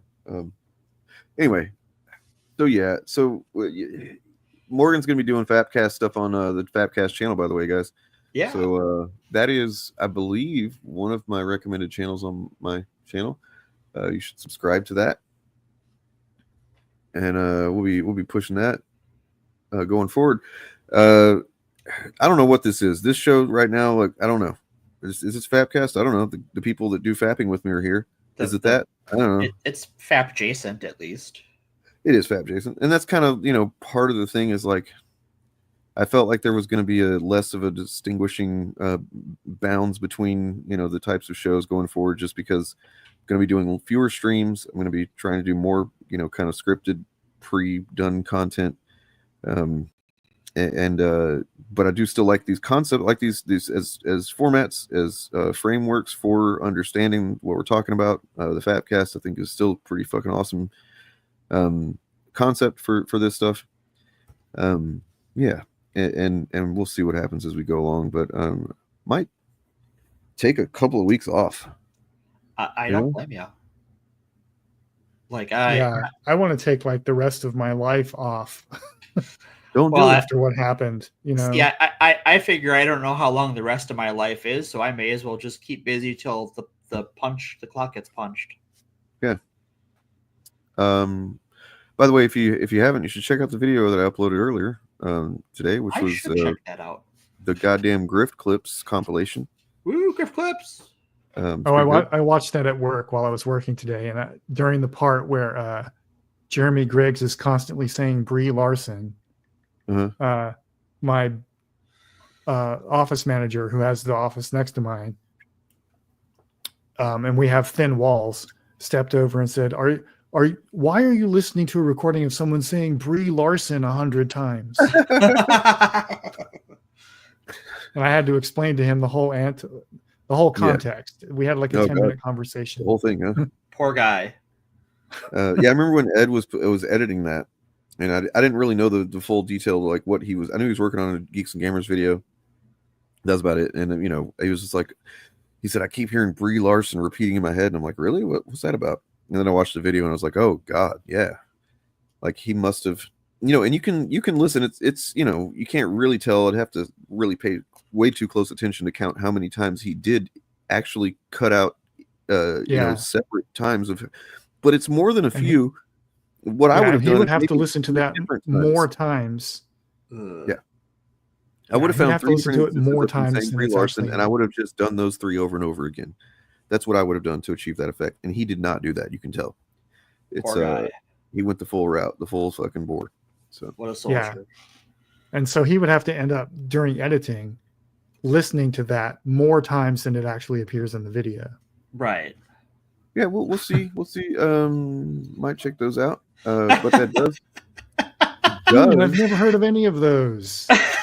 I'm just like, take time off from real life politics and read Transmetropolitan. That's like saying, let's watch a lighthearted movie. I'm gonna put on Grave of the Fireflies. I'll tell you what I have read though, as of late. They're right there in the title, so no surprise there. Yeah, no surprises. But man, Absolute Superman, I think I'm gonna like this Superman. I've heard. Yeah, me too.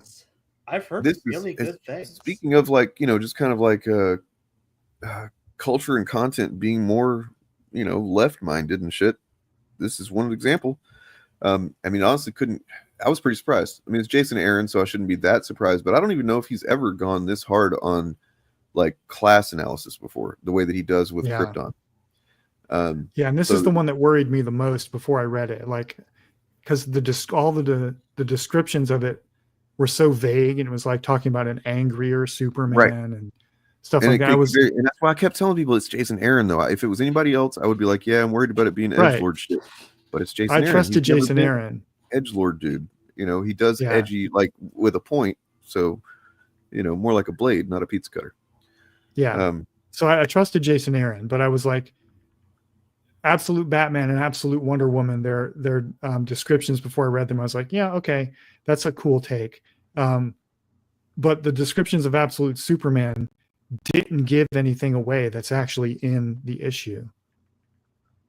I mean, the first panel. As soon as I read this issue, like this is like a throwback in a lot of ways. Ever. This is the best version of Krypton I've ever heard of, and I hope that I don't know, we see more of it somewhere. But like, as far as best as in like it's substantive and relates to us without being just too on the nose. You know, there's two classes. There's the folks that wear the sun, you know, crest, and they're the science people, the high-minded fucking, you know, smarty pantses that, you know, figure all the stuff out and everything. And then there's the workers. They have that other there's symbol. more than you know. two. There's like they show at least 3 classes in here, I think. Sure, but the main ones we deal with, right, are them, and then the one that other symbol. Ugh, that one, yuck. You know, the symbol of the worker.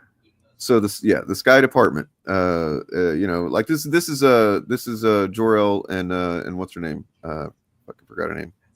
His mom. No, that's not Jor-El. That guy is a farmer that Lara is helping. Is it?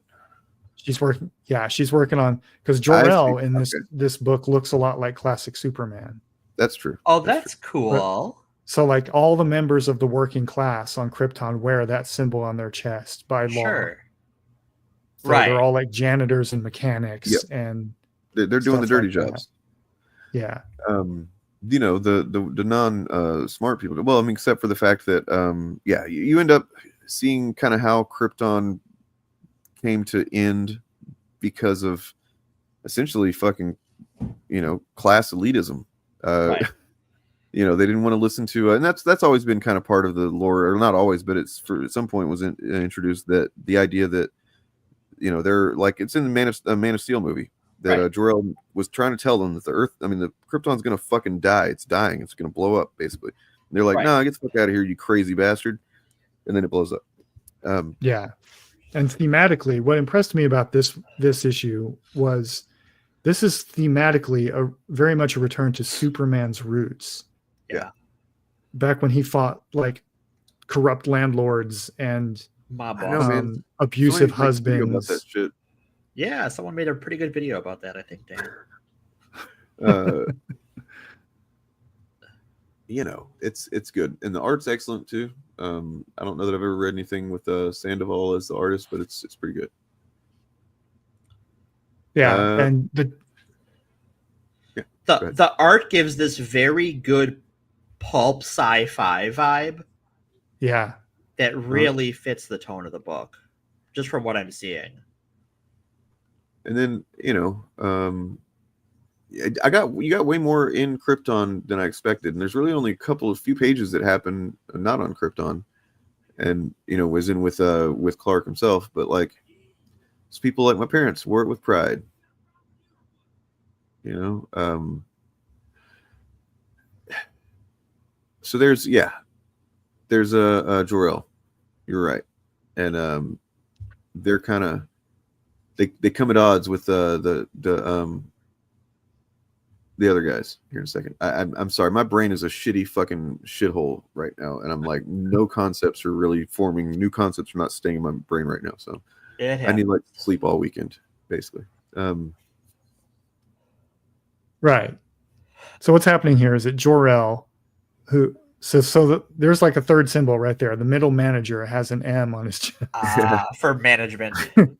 Yeah. But Jor-El either used to be a part of the science cast. He did. Like him and Laura they both were essentially cast down by being you know, heretics to science whenever you know, like when they were speaking truth to power. Yeah. Yep. Like Laura was kicked out of the academy at 9 because she wrote something when she was 9 years old. Wow. But anyway, this is Jor-El discovering that there's a problem and saying we got to shut this down for the safety of the workers. And the middle manager here comes along and is like, what do you think you're doing? And overrules him. Uh-oh. Yeah, imagine that. He doesn't give a shit about the safety of the workers. Piss in the Coke bottle, man. Come on. Oh, yeah, basically. I mean, I did not expect the Superman comic to be this overtly political. That's what surprised me about it. Like Batman, Absolute Batman has some class overtones to it. Oh, sure. For sure. And Absolute Wonder Woman is kind of leaning into feminism a little bit, but this thing, Absolute Superman, is basically like another take on Red Sun almost. At least Wow. At least in the backstory, because it's labor's. I'll just say it. Its socialist sympathies are like very obvious. And honestly, like I'm actually currently reading through Jason Aaron's Wolverine run, which was kind of his first, mainstream stuff that he was doing for a while. And like you see this stuff there too. Like it's kind of crazy reading like this being his most recent stuff, and then early his Wolverine run. It's just like there's some. I don't know. I might go back and start reading like all of his shit now. He's really kind of a workhorse, and I think obviously he's been respected for a long time now. But like, I don't know if he's gotten the respect he really deserves yet. This was my first story. I think this is the first story I can remember reading by him. I think. Well, I mean, he's the one who gave us, Jane Foster as Thor. He took Thor's right. Like I haven't read any of those things. I just looked up what his CV was basically, and I was like, oh, he did all this. Okay. And then then things go badly almost instantly, of course, because of course they do. And middle manager guy gets fucked pretty quick. Jor-El tries to save him, doesn't work so well. What is this green shit coming up out of there? That's not good. Kryptonite.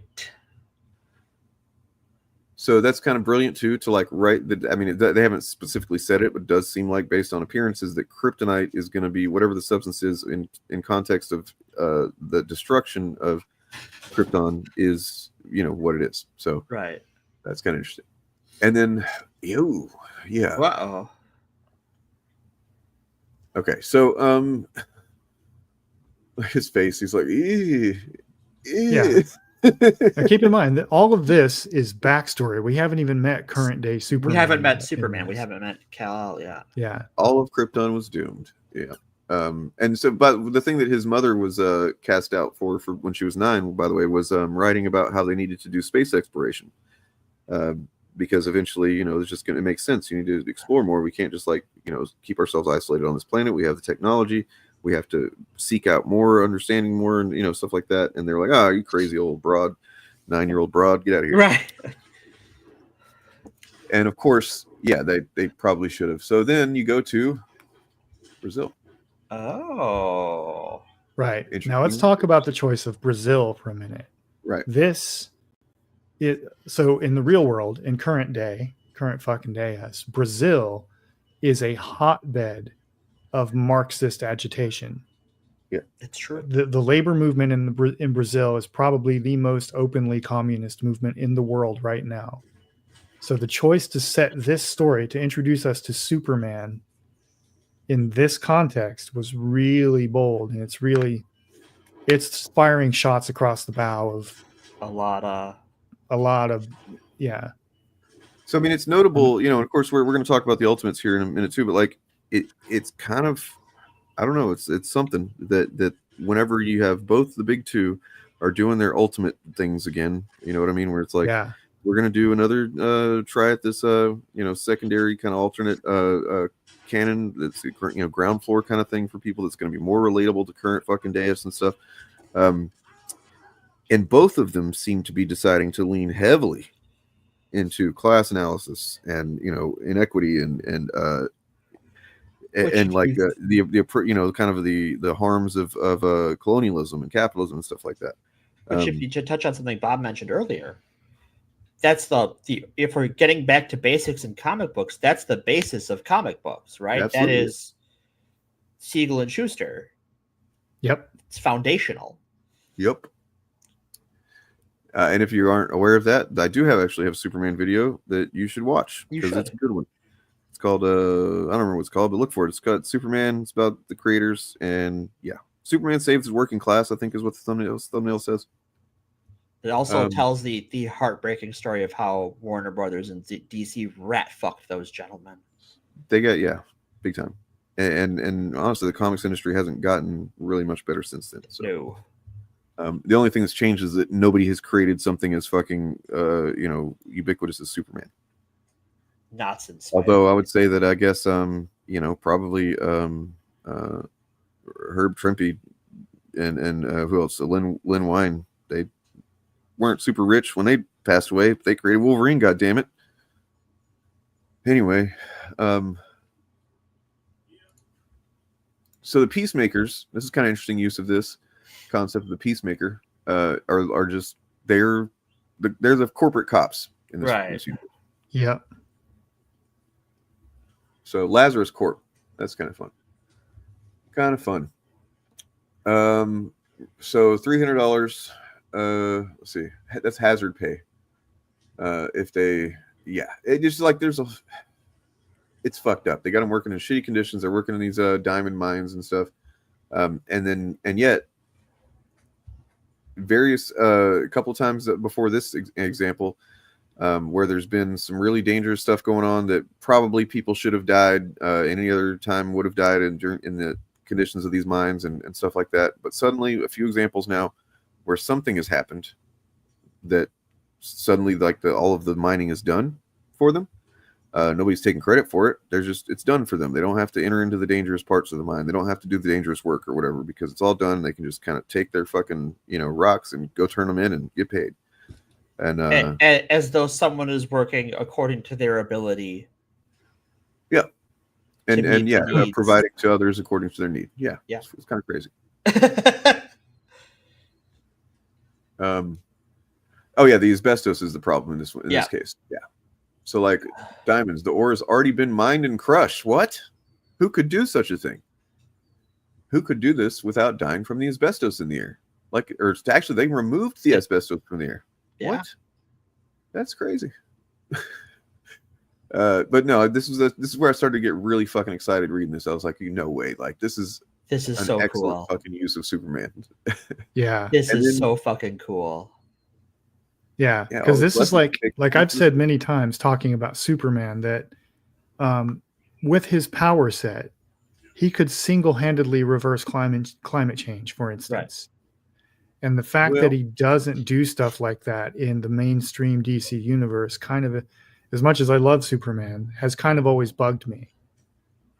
Yeah, I mean, that does kind of bring up the topic of his power set, which does seem very kind of different here. At least starting out, and there's much more. There's a cost to his powers, at least so far. Oh, interesting. Yeah, so then they go up there, they're like, hey, we got our shit done. And previous night, you had that guy that was just telling everybody, no, we don't talk about it. Like, we're just done. This is it. That's it.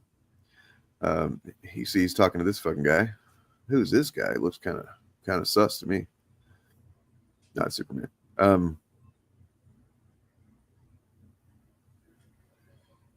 So he does have X-ray vision. There's that. He's angry, but he's not angry in the way that, like, I think the promos were kind of making people feel like he might be. Along with the imagery, it did kind of look like, oh no, he's an edgelord. This is just more Snyder shit, as in Zack Snyder, not Scott Snyder. Right. But no, this is if he's angry, it's for a good reason. Yeah. And he starts to talk about. He's angry at injustice. He says, "I've seen the wonders of your world." And he says, and he's like, "What? I can't hear you. I've seen the wonders of your world, and I've seen lots of places like this, industries that run on suffering. How do you know which is the truth?" Notice his eyes shifted from blue to red there. Red, yeah. When you have what is worth fighting for, that is the truth. And what if you have nothing? I have to go. More work to do, but thank you. So he's gone. And then now you got the peacemakers kicking this dude's ass. Like, how the fuck did you get all this work done? And they go and find Clark, who seems to be just kind of holed up charging here. So apparently he has to do this. Oh, fuck. This is his Fortress of Solitude. It's a fucking box. For what it's worth. Right. And this is where we learn that this Superman apparently has some kind of AI in his suit that talks to him. Oh. Which, I mean, That's I guess the words in the red box were. The AI in the Fortress of Solitude, there's a computer in there. There's what is it? What's the thing's name? Calyx. Yeah. Alex, I want to say. Yeah. Yeah, but they find him and they want to have some words. Uh-oh. I was taking a nap, bro. I hate when that happens. And he fucks him up. He fucks him up pretty good. And we don't even know if he is Clark Kent in this reality yet. Right, he is Kal-El though. Well, the only hint that we have toward anything like that is that it shows later on in the issue at the end. There's like kind of does a couple of passes over more familiar locales, and one of them seems to be the Kent farm, which is just abandoned and there's nothing there. Yeah, and is owned by the Lazarus Corporation, which is who these miners work for. Right. Ooh wee, dude's looking good. Look at that. Ooh, it's fine, Superman. So he kind of seems to be like constantly bursting at the seams with his power in a way, like once he's charged up, but then he depletes it pretty fast. So I mean, I'm guessing maybe part of this is going to be over time. He's going to have to learn to not just fucking use all his powers in a short amount of time. Right. But that's what he tends to do so far, at least. And in fact, he does so like in such a way that it's kind of dangerous for everybody.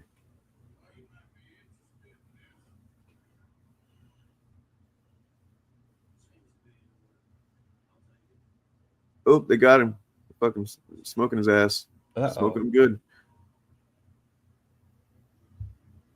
And so Lazarus Corp here is ready to fucking capture this dude. They've known about him for a while. They're talking about his suit, and like apparently it's got some kind of AI that he's talking to. It seems to be actually shifting its form at all times, and it makes it impossible to figure out what his face looks like in their monitors.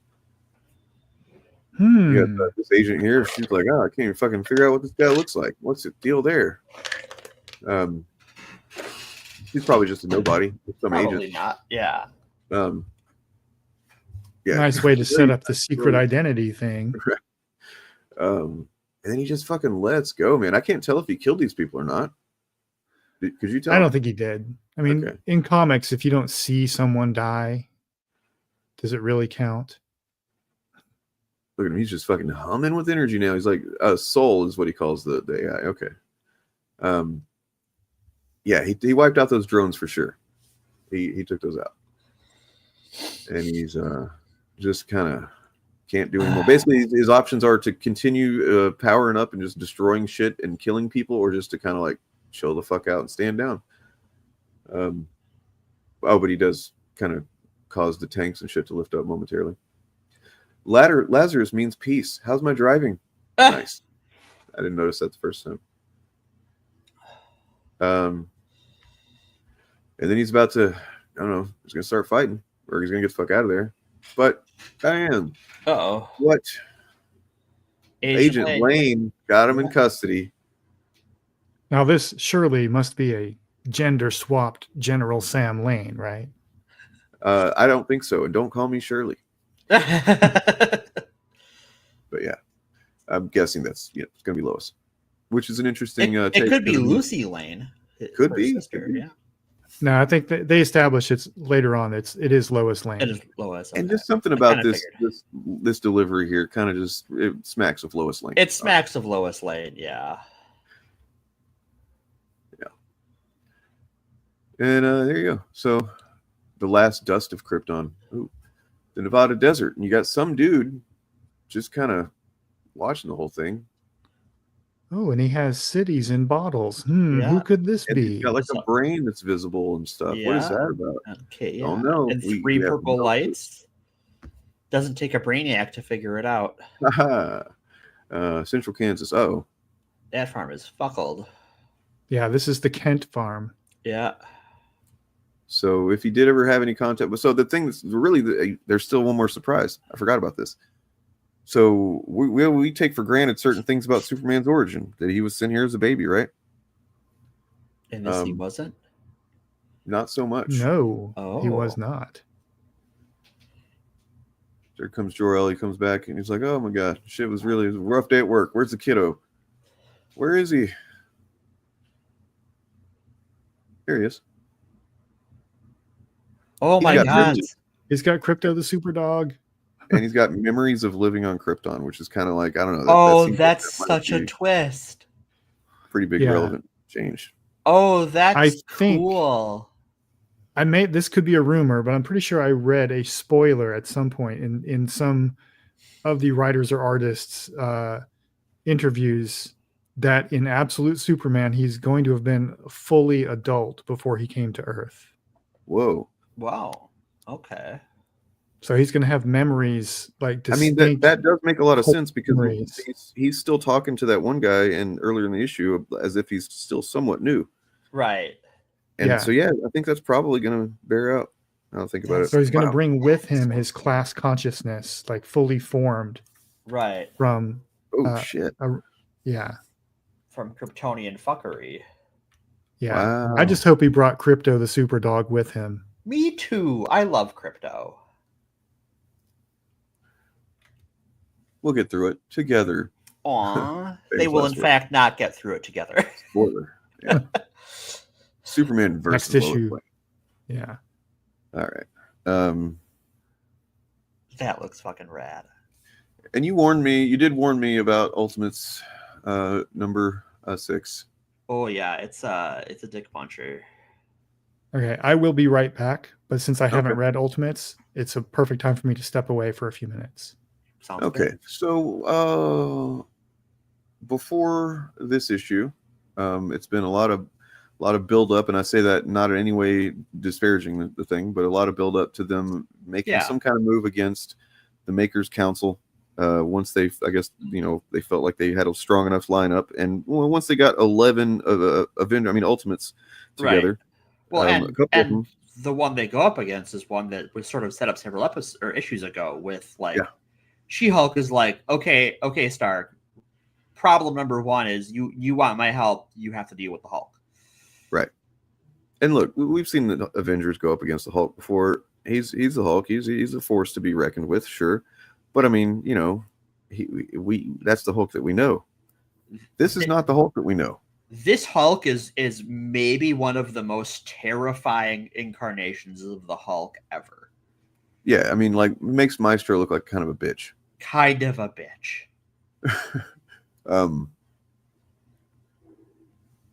Yeah, and by the end of this, there is seemingly there has been a major fucking death on the team, like major. Yeah, if you are reading along and have not read this, look, you might want to go like grab a coffee or something. I mean, I'll definitely, before we get to the death part, I will tell you before I turn that page. Yeah. But like there is also I believe they call it in the medical community, fucking crushed to shit hand. Yeah. Which is pretty brutal.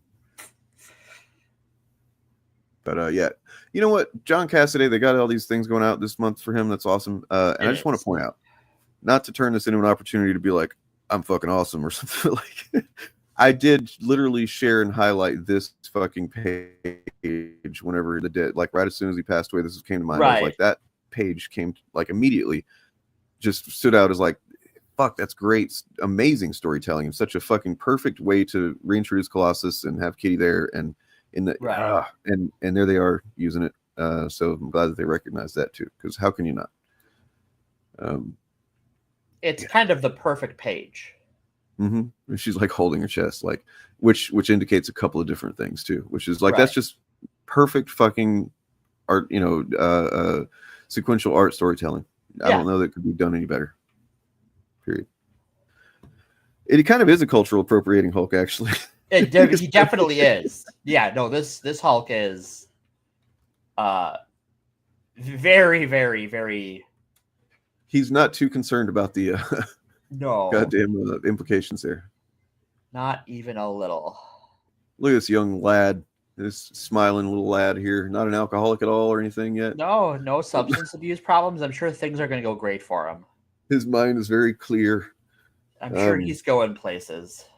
I mean, he's definitely ready to take this 11 deep team that he's accumulated here. I mean, look, he's smart enough he stole 6 months from reality. Like they stole 6 months. They went back in time and they started 6 months earlier than they actually started. And that's pretty cool. So clearly he's got everything planned out, and no surprises for this guy. I'm sure. Okay, I'm sure what did I miss? Just kind of the setup. And that there is a Iron character- Lad is a boy with a plan and no substance abuse problems. Yep. He's fresh-faced Tony Stark. He's got no fucking none of the ego, really. Like, he's actually pretty, healthy-minded, seemingly. Maybe a little bit not as confident as he could be in some cases. But he's definitely ready to take this 11-deep bench of Ultimates that they've got. A couple of them were introduced apparently just between issues. I didn't know that they'd already introduced. Like, once you turn the page here, you see, was it just at least Hammond is one for sure. Yeah, like, Human Torch, the original Human Torch, the robot one. I mean, I guess you don't need to tell that story. You can kind of, if you know the real history, the original history, not the real history, the original, then you can kind of glean that maybe they just dusted off the cobwebs from wherever he was in storage and powered him up. It was in the Free Comic Book Day. Oh, that's right. Okay. I was just going to say, if they introduce them between issues, that probably means they're not going to live very long. Well, like we were saying, somebody does fucking bite it. Yeah, someone dies at the end. So they're going to save some prisoners. He's very proud of himself. He has he's gotten into their quantum encrypted internal communication system, the so-called overnet, which should have been possible, by the way. That line maybe has more relevance than he realizes. It should have been. That's weird. And so he's found that they have a bunch of superpowered prisoners. That's interesting. That's exactly what they're looking for, is more people to join their cause. So couldn't be that, well, first get a look at the lineup here. It's pretty good, pretty solid. I'm a fan. Turns out they have more women than I would have thought starting out. Yeah. It was a pretty big sausage fest at first. And I guess I guess we're going to find out if this is the America Chavez, because supposedly there is only one of her, right, in the multiverse. So if it would make sense that she would be an amnesiac, maybe. I don't know, or they're not ready to deal with that part of the story yet. Anyway, yeah, I think her and Rachel Summers are the two characters I can think of that there are one of them. Yeah. And I think when the Guardians of the Galaxy enter the picture is whenever we might find out more about her. Yeah. Wait, did I miss something about Hawkeye? Hawkeye was introduced in the last issue. That does not look like Clint Barton. We literally went over that issue. It is not Clint Barton. Oh. That is Charlie. Okay. Charlie Ramsey, Two-Spirit, I forget what tribe they're from. I forget. So they are. That's cool then. All right. Yeah. They make a great joke. Like they're a pretty cool character. I like them. So yeah, they're like, basically the last issue was just them fighting Captain America the entire time, and Cap's just like, seemingly just trying to come get the weapons from them because Clint Barton in this reality has thrown him. He's like, I don't want to be this Hawkeye shit. Right. I'm not doing it. And so Charlie here has said, okay, I'll do it, and got the weapons that were not meant for Charlie, meant for Clint Barton, and have been using them to blow up Roxxon oil refineries and shit like that. That have laid pipe through indigenous land and stuff like that. Completely fantastical comic book stuff that doesn't really happen in real life. Right. No current fucking Deus at all. So yeah. And then you got Doom here. Doom is not with the team too. Doom has fucked off. He has got Doom shit to do. Well, I mean, he's paying attention to what's going on though. Yeah, but I think Doom, if I recall correctly, Doom's thought on this is that this is a bad idea. Yeah. So, let's just go in here and fucking get these people, man. They're torturing people in there. Let's go save them. We got a whole bunch of new team members, right? Let's go. And uh-oh.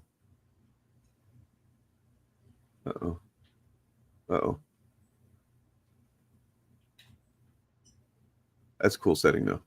It's a cool looking scene. Except that guy's there. This motherfucker. So yeah, you mean the whole part where how it should have been impossible for me to get in there? Well, it probably was impossible without it being a goddamn trap, you idiot. Right, you idiot.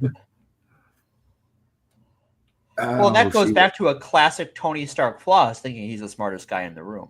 Yep. So I haven't been following Ultimates. Are a lot of these characters is that Jennifer Walters? No. That is Bruce Banner, but that is not Jennifer Walters. Yeah. So She-Hulk is basically the American government, but it's not the United States of America, did some nuclear tests in the Pacific to try and make more Hulks at the direction of Bruce Banner. Yep.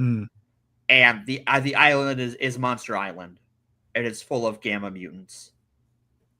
And the way that this set it up, whenever that issue was about to come out, the preview for it was like, they meet an island full of Hulks, and you're like, oh no, it's going to be a crazy Hulk fight with all these crazy powerful Hulks and stuff.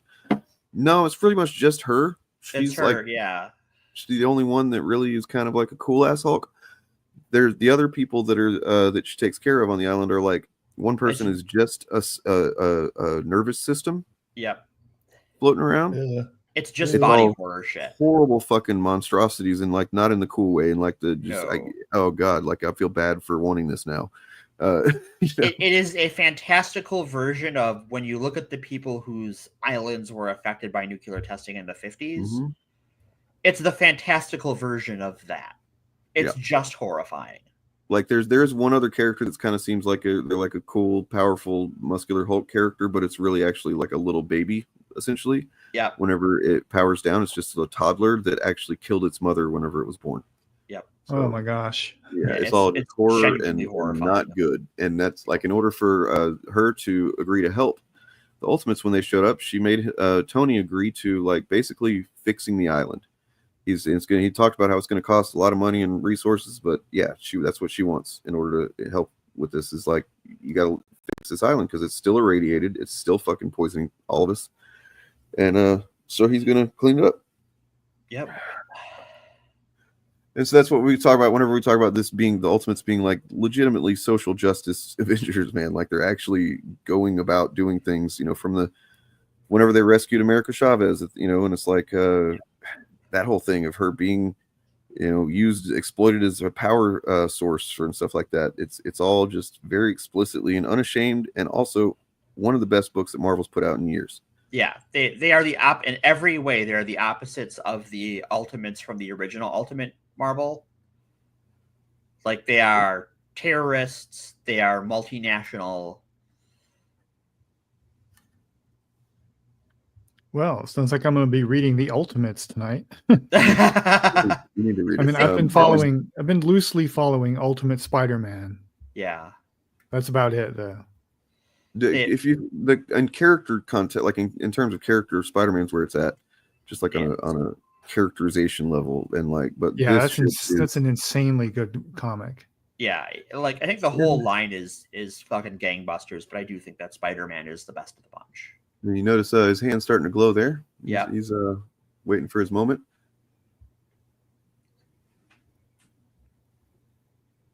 Because the Hulk is also Iron Fist. Yeah. Oh my gosh. I love how it's like 15 Hiroshima's level. He has invented atomic martial arts. Yes, this is a Kung Fu Hulk. Yeah. Sure is. She's just launched. And like the Hulk calls all of his attacks, he names all of his attacks. And it would be absolutely cheesy if it wasn't entirely devastating. Mm-hmm. And then he sits back down for like gets more tea. He's like, I made enough tea for everybody. Come on. But then, of course, in a moment, he reveals that the tea is poison. He is poison, and it would have killed him. Yeah. But he wanted to give them a quick, painless death instead of an ass whooping. Oh, you're right. I just realized he was not paying attention whenever they left. The only reason Doom paid attention is because the alarm started going off. Alarms go off. Yep. He's like, what the fuck is going on here? The last couple times we've seen Doom, he has been kind of like in his own Doom world, being in his negative zone. Yeah, in his negative zone. Dragon Ball Hulk, exactly. That's kind of what it is, man. Yeah, it is Dragon Ball Hulk. It is it's cool, but it fucks. I was gonna say this is giving me anime. Yeah. Yeah, it's definitely got some of that. And now they're like, okay, we fucked up. We gotta go. But they don't know where they are. There's no doorway out. Even the door that they came in is gone. Because he brought them to heaven, the immortal city of Kunlun, to be precise. Yeah. He's actually in charge of all 7 of heaven's capital cities. What does that make me, do you suppose? Indeed. God Hulk. Yep. I love how Iron Lad's fucking like stammering. He's like, don't be afraid of him or anything. Like, no, it's fine. It's good. It's cool. Well, I love Charlie, one giant radioactive man. Should be honored. It's not often that terrorists are permitted entrance to heaven, but for you, I made special arrangements. What's funny is that I was because I'm reading through Jason Aaron's Wolverine run. I had just read an issue that had Fat Cobra in it. Oh, really? And then I'm like, go read this, and I'm like, oh, look, more Fat Cobra in a completely different context. It is 2 different Fat Cobras in 2 different comics and, a couple different months, but it's weird that it happened twice. But I mean, he's also different character. Very different, and, yeah. Like he's all fun and jovial and stuff in the Wolverine comic. This is not that. No. These are all apparently all pacifists, except for whenever they're called upon by seemingly their master. Where they're all about to juice up on the gamma gunk. Oh no. Let's just Hulk out. How about it? Oh, Grayskin, World Breaker, and World Remaker. Strongest one there is. The T is much more peaceful death.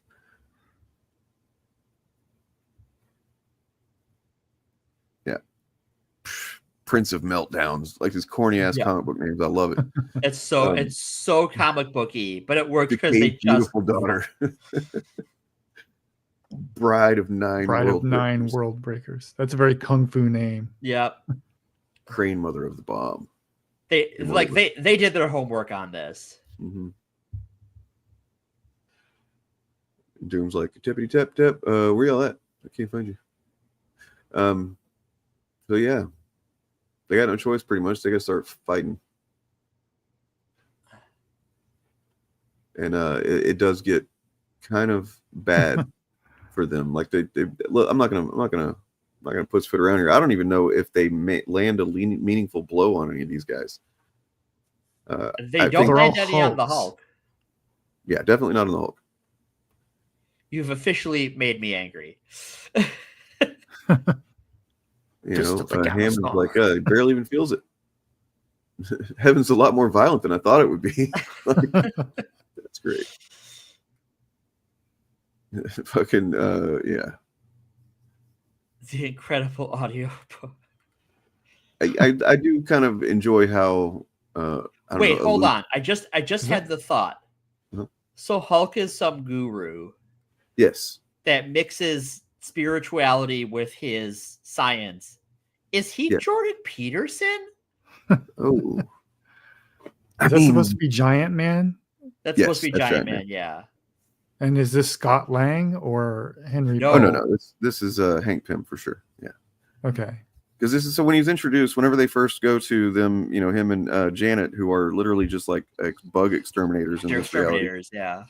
They Stark goes to them and he's like, look, this is who you're supposed to be, who you're meant to be, and here's the powers. You can have the powers, do the thing. And Janet's like, fuck yeah. Deepak Hulkra, get the fuck out. Oh my god, that's right. Jesus that's Christ. the winner. We have a winner, ladies and gentlemen.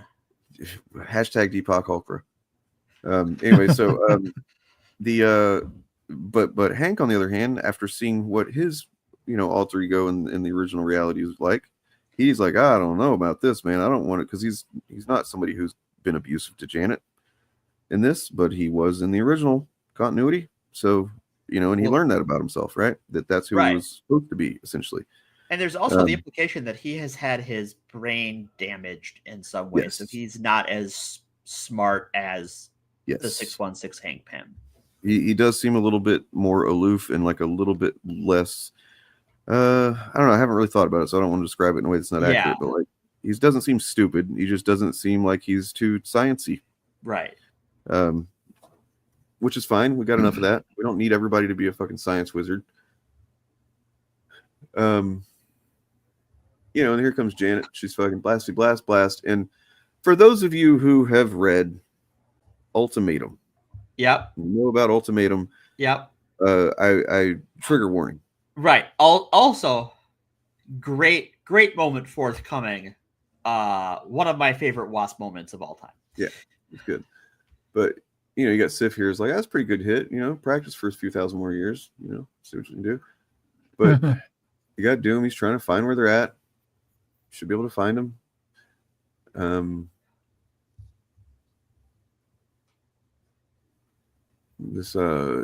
Yeah. I don't think we find out what happens between this matchup here, but oh no, just that. Just it just explodes. Big Bang Phoenix conflagration. Oh, I feel that one. Like whenever somebody gets clapped on the ears like that, yeah. I feel it. Yep. I love the attack names. Yeah. And I love that fucking Iron Lad's freaking shield just disintegrates upon being hit. Yeah. And he gives him another good old blasty blast.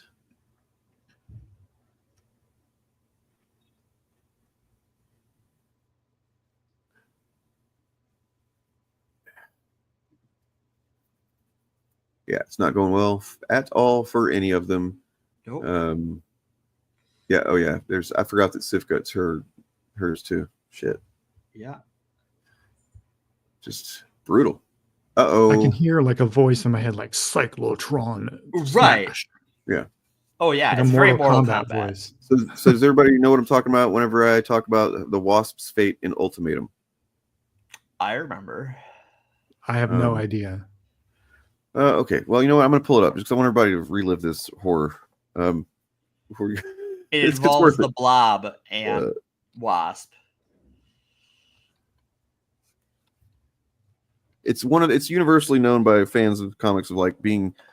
This is probably the moment that the Ultimate Universe seemingly was done for. Now, I have only in this last year gone back and read stuff after Ultimatum, including Jonathan Hickman's entrance into the line, which is, surprise, excellent.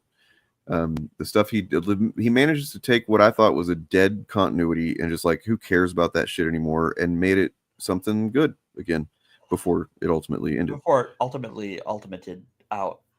So in the original Ultimate Universe, though, Ultimatum is the I think it's a 5-part story in which starts off with just so many major characters dying off page. You don't even see them. I'm talking about Nightcrawler, Angel. Just so many characters are killed whenever Magneto loses his mind and fucking causes the Earth to tilt on its axis, and major fucking a tidal wave through New York City and stuff like that. And that's how just a lot of characters die that way. Well, and also an important part of that, for context, is that unlike 616, one of the rules of Ultimate Marvel was that if they die, they die. Yes, that's true. Very true. I think that's probably the case here too. I'm hoping. Yeah, anyway. Except they're more responsible with it than this one, I think. I hope so. We'll see. We're about to find out. Actually, I think we'll find out very soon. Very soon. So yeah, in Ultimatum, that's what happens, and you open up the book. Basically, it's a big event book, and you got Spider-Man and stuff trying to make sense of what just happened. Why is New York underwater? Why am I finding dead superheroes floating around and shit? Then you get to Ant-Man, Giant Man, who in that reality has definitely been abusive to the Wasp in that too, but he's he wants to do better. He's trying to win her back and stuff. She's been dating Steve Rogers' character, but nonetheless, shot, man. I mean, to be fair, Ultimate Steve Rogers sucks. So he kind of okay. Having once again though, not he gets really better. He sucks when he's written by Mark Millar. Well, there's your problem. Yeah. Outside of that context, he's actually pretty fucking cool. Yeah, he gets better, but early on he is. He gets voted into office as president when under Jonathan Hickman's run. Yeah. When he wasn't even running. But anyway, so yeah, a bunch of crazy shit happens. Apparently, not only does Magneto's tidal wave cause the Earth to tilt on its axis, it causes characters to behave way out of fucking character. Way down. And what really is they had gotten Jeff Loeb to write this, as well as Ultimates 3 preceding it. And I think Jeff Loeb looked at what Mark Millar was doing and misunderstood the assignment. You know, like he saw Mark Millar taking things. Millar was definitely doing some edgier, kind of like darker, more grounded shit. And I will actually defend a lot of the first two Ultimates books. I think they're mostly pretty okay, considering what, you know, the era they came out in and stuff. I don't like the rapist Hulk vibes. That's kind of fucked up, but nonetheless, but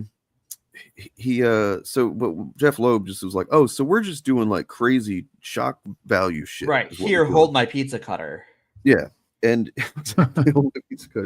and so he decided that the Blob, who up until this point had not shown that he was do this type of thing that he does, but you know, in all the chaos of New York City and everything, you know, whenever Hawkeye and Giant Man finally come across Janet, because she's lost for a while, they're looking for her. When they finally find her,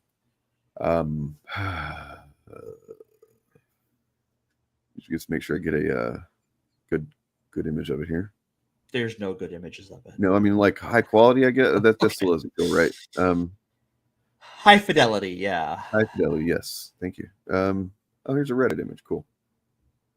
Perfect. Trash from the trash heap.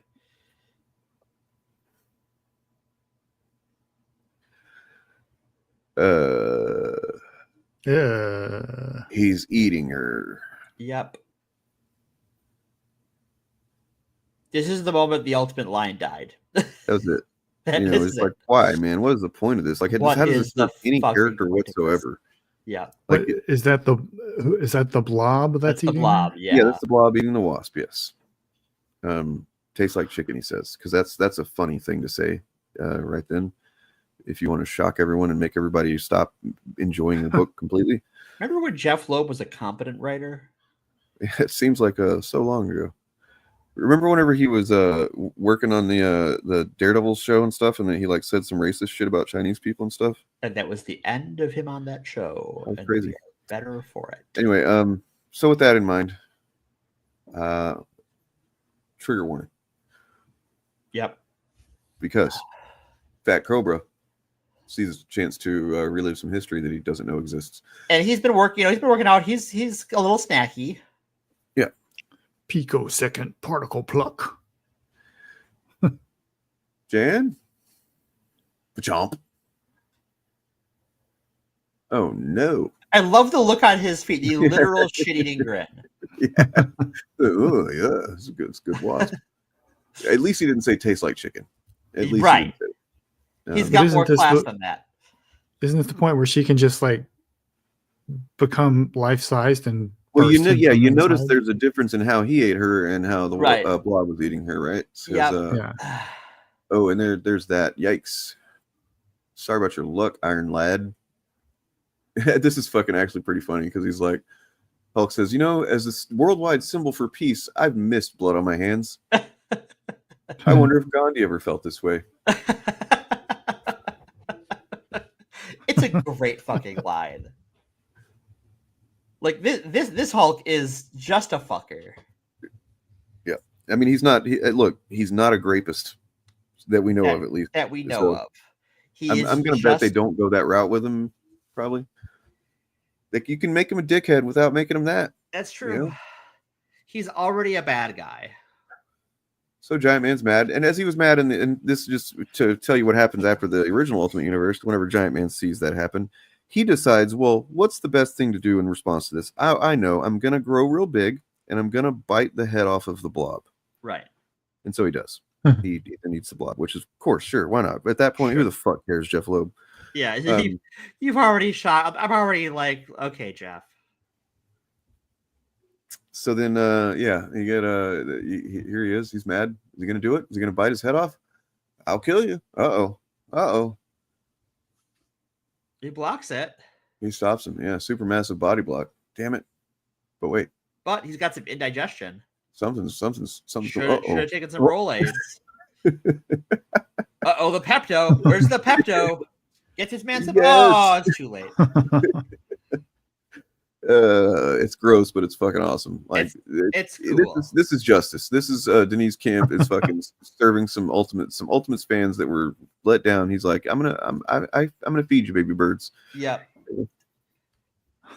and teach you to be careful of what you eat. Yeah. Oh, Fat Cobra. I hear you, Gordy. Hold on a second. I think he lost some weight now. Yeah, not Gordy. Gordy's So really is, fucking. is Fat Cobra the Blob? It's just like the ultimate blob? No. Or is it an entirely separate character? It's a different character. It's completely different guy. Yeah. And he's dead now. So. Yeah. So yeah, he's doing all the hard maths to try and pinpoint where they're at, and he figures out you got 7 seconds of a window to pull them back. But there's so many things that could go wrong. One mistake, everyone is dead. But sometimes you're Reed Richards. And this last bit of a Hulk monologue though is it's pretty good as far as being a villain monologue. Oh yeah, it's a great villain monologue. It's like, I should thank you, blowing up pipelines, destabilizing power grids, burning down the White House. Whoops. You've only driven them deeper into our arms. Nothing makes one crave the status quo quite like a violent threat to it. Of course, a few will be inspired, a few always are, but most will be afraid of chaos, afraid of change, afraid of losing what little they have. In time, they'll come to wonder if the Ultimates ever truly existed. The whole thing wasn't an elaborate conspiracy. If you didn't really work for us all along. And I suppose, in a way, you did. Rest now, little Stark. You've earned it. We're going to go ahead and end it there. All right. So, if you don't want to be spoiled as to what happened next, go grab some water. Stay hydrated. It's some stuff that happens. It's the thing that happens. Yeah, I'm gonna give you. You know what? Once the comic is no longer on the screen, then you will. If you see any comic book, then you'll know that we're done. We're not gonna talk about it. But for the next probably at least a minute or two, there are gonna be some spoilers here. That if you're interested in reading this stuff, then I am saving this for you because it is, it's a moment that happens. Moment. So ready? All right, brace yourselves.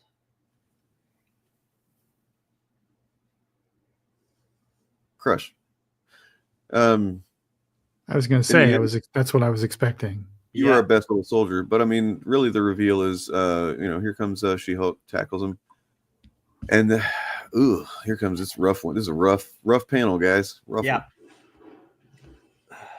In a different world, your spirit might count for something, but get fun. Oh. And then he's going to just I don't know what the move would be called, but he's about to just kill her ass. Yeah. And Bruce dying will be the most heroic thing the Ultimates have ever done. That's fucking crazy. I mean, it's not, but it's like what he's saying, it makes sense in the same kind of way that it made sense whenever Midas was explaining that if they disconnect America from the power grid, that lots of people are going to die. Right. But sometimes I don't know. I don't know how to justify that, but.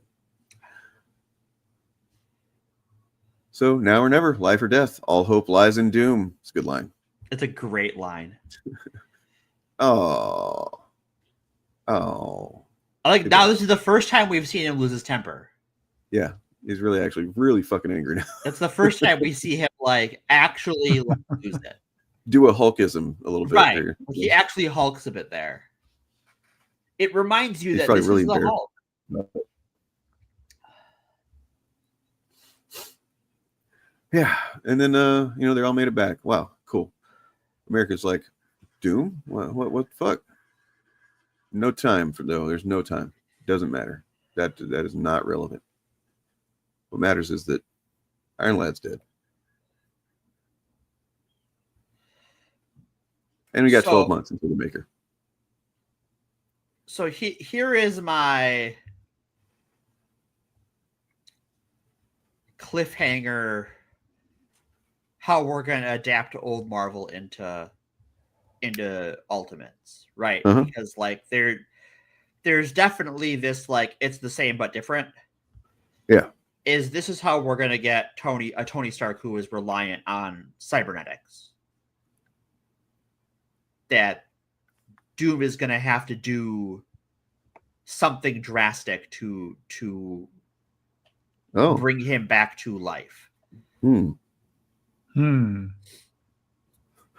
See, I mean, I was thinking that it would be maybe some time travel shenanigans thing. It because, might be. And which would make sense too, because Doom wasn't Doom the one that was saying they can't do that anymore. They can't. He was the one saying they can't do that anymore, but also the one who really wants to do that. Yeah. Because he wants to save the rest of the Fantastic Four. Yep. So he has always been like, we can't just time travel willy-nilly, but in part because he is the one most tempted to use that technology. Yeah. But also they were kind of playing with fire a little bit. They did it. Right. But they did it. They bought themselves 6 months to, that they didn't have before, and in order to build and prepare. But now you literally the figurehead, the guy leading this whole thing, he's goner. Yeah. So this Doom has no magic powers. He is literally the Maker tortured Reed Richards, and was like, I want a Dr. Doom because I'm Reed Richards. I'm the Maker. I'm gonna make Reed Richards my Doom. And does he know that the Maker is Reed Richards too? I don't think he does. Yeah. I don't think the Maker ever tells him why he's doing it. Just that the Maker wants Reed Richards to suffer. But never drops the I am you, but evil. Yeah. Well, maybe he's just misunderstood though. Oh, okay. He's just evil. Cool. He's just a fucker. Just a fucking evil guy. But yeah, that's it. And I'll be honest. I mean, I was not disappointed, but I was expecting. Maybe I should have not expected a bit more traditional superhero bang 'em up issue. It wasn't that. It was just the Ultimates get their fucking asses handed to them, right? And then get lucky in one instance when it comes to Fat Cobra. They get one off, right? Because the guy wasn't paying attention, right? He was styling and got punished. Well, I mean, like seriously, if you're a guy who's gonna eat like a shrunken down superwoman, you're gonna want to chew her up. Yeah, don't just swallow that, dude. What were you thinking, guy? Like, yeah, you gotta chew before you swallow. Didn't your mom teach you nothing? Anyway, it was good. I'm still not like it was very good, not in the way I was expecting at all. So I had to adjust that a little bit. That's my own expectations that were the problem though there. I should recognize 5 issues in that this is not going the way that I feel like right. I've basically not guessed anything with this series so far. Every time it seems like it's going to do something that's like, oh, I kind of think, oh, no. Oh. The only thing I'm going to stand by this, by the end of it, they're going to call themselves the Avengers. Because they actually have how many issues in? How many issues are out so far? 6. 6? Okay. Yeah. This is the end of the first arc. Yep. And we'll see what happens. But Gods, can you imagine that? Like if someone hasn't read this before and isn't spoiled, and someone is like, if I buy the trade and I'm like, here, you got to read this to one of my friends, they get to the end of that first trade and they're gonna be like, where's the next one? I'll be like, talk to you in 6 months. Yeah, you gotta wait. Wait. Keeps you on your toes for sure. Yeah. And just because I want to kind of do this more often. What I'm reading generally, I'll show that. Look, I'm in a 3rd trade of the Wolverine by Jason Aaron. I'm still into this Jed McKay Avengers. I think it's very good. It's really surprising that his X-Men is so. It's fine, because this Avengers is very good. I think it's very good. This issue was just straight up all Black Panther in this dimension where one of the Ashen Combine or whatever they're called, the villains they fought early in the series, one of them had some kind of access to some dimension that she was like just imprisoning people in it, just taking whole societies of people, imprisoning them there. And Black Panther said, well, I'm going in there and I'm going to fucking free these people because they're just in there, And what he does is realizes once he's in there that he can, and part of the reason he's doing this, by the way, the subtext is in the previous issue, his ex-wife joined the team. Right. So, and they even kind of talk about like, well, I don't think I've ever seen anybody go as far as he's going to get away from an ex, And I like why she's brought onto the team too. I like both that like we should have immune on the Avengers. We've kind of fucked that up. And also, like, well, Thor has to go deal with some shit in Thor's book, and we need a God of Thunder. And you're a God of Thunder. Yep. So and arguably the more powerful of the two. Black Panther just being a stone cold badass, beating up alien dudes in order to show other alien dudes that they need to rally together and go, because it's basically they're under the thrall of these gangs, right? That have come together under the in the absence of the what's her name that is in stasis, and so and of course it's all about that, just him rallying and inspiring and stuff like that, and his tactics for doing so. Fucking Black Panther tactics are always fun to read about. Oh yeah. Like Black Panther is kind of like, what if Batman was more social and way more rich? Way more rich, and also like he doesn't. I mean, I don't know. He seems more self-aware even than Bruce is. Oh yeah, for sure he is. Like right here, he's like straight up explaining exactly what he's doing. He's got to fight the leader. This leader guy here, the gang boss. He's a prop. He's my aid to a performance, nothing more. To win hearts, a canvas for my violence. Because violence is the language of a gang. And in order to make use of them, I must speak to them in their language. And so, but then, he what he's doing is he's being a stone cold badass, beating all the bosses so that he can empower them, though. Right. That's the cool thing. It's like that's his whole goal, is like to show them that they can do this themselves, if they work together. And then at the end, the final page is the first time it mentions anything really character specific to him in this issue. But it's like, I have to wonder, am I merely creating a new kingdom for myself here? Because he's been rejected by Wakanda. Yeah, he's in exile. The Black Panther period has been rejected by Wakanda. I think they're having elections now and whatever. Oh, weird. Wow, there you go. Well, that is a problematic element of the Wakanda lore, right? Right. Yeah. But why would he be exiled? He can be the Black Panther without being the king. I think some other political fuckery. Oh. Yeah. I haven't been keeping up with the Black Panther ongoing. Just catch up in Marvel Unlimited whenever I subscribe to it for a month or two. Yes, my Marvel Comics lore is poor. That's fair. Like, I don't even know if T'Challa in the comics has actual superpowers or not. Or if he's just like Batman. Superpowers? If he actually, I believe he does. Yeah, the heart-shaped herb is a thing in the comics too. I'm pretty sure it is. But it doesn't really get touched on as much in the same way. No, they definitely made it a big thing in the movies compared to the comics. Yeah. Kind of out of necessity, I suppose. But yeah. I think otherwise he's too Batman. I got this, which I haven't read yet, but it sounds fucking awesome. Superman Space Age by Mark Russell. Ooh, interesting. Speaking of Mark Russell, I was not super enjoying the X Factor run until this most recent issue. It got very good. I fell off X Factor hard. So good though. I wish there was a way they could have led with this issue, but it probably was impossible with the setup and stuff. But that's fair. I have to catch up on NYX just from a time standpoint, but I've been enjoying it. As you can see, I had to catch up here too. Got to get 2 issues at once. But yeah, X Factor, very good here. See, I like this issue of X-Men. I think this might be like the issue I have liked the most. Which one was this? This is the one where Magneto and Cyclops are having the beer at the beginning. That's actually kind of a flashback. This I like a lot because of what we find out about Beast, and of course it makes sense. Yeah, that he actually is feeling pretty behind because he's basically not as smart as the guy that died before. Right, he's 30 years younger.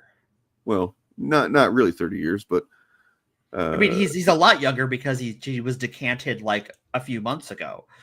Right, but I mean, like in comic books, in our time it's 30 years. Yeah, since that Beast was around, but it's basically probably, I don't know, 5, maybe 8, 10 years or something at most. Right, but that's still. Yeah, I mean, Beast had made quite a lot of progress, and not even including the Krakoan technology.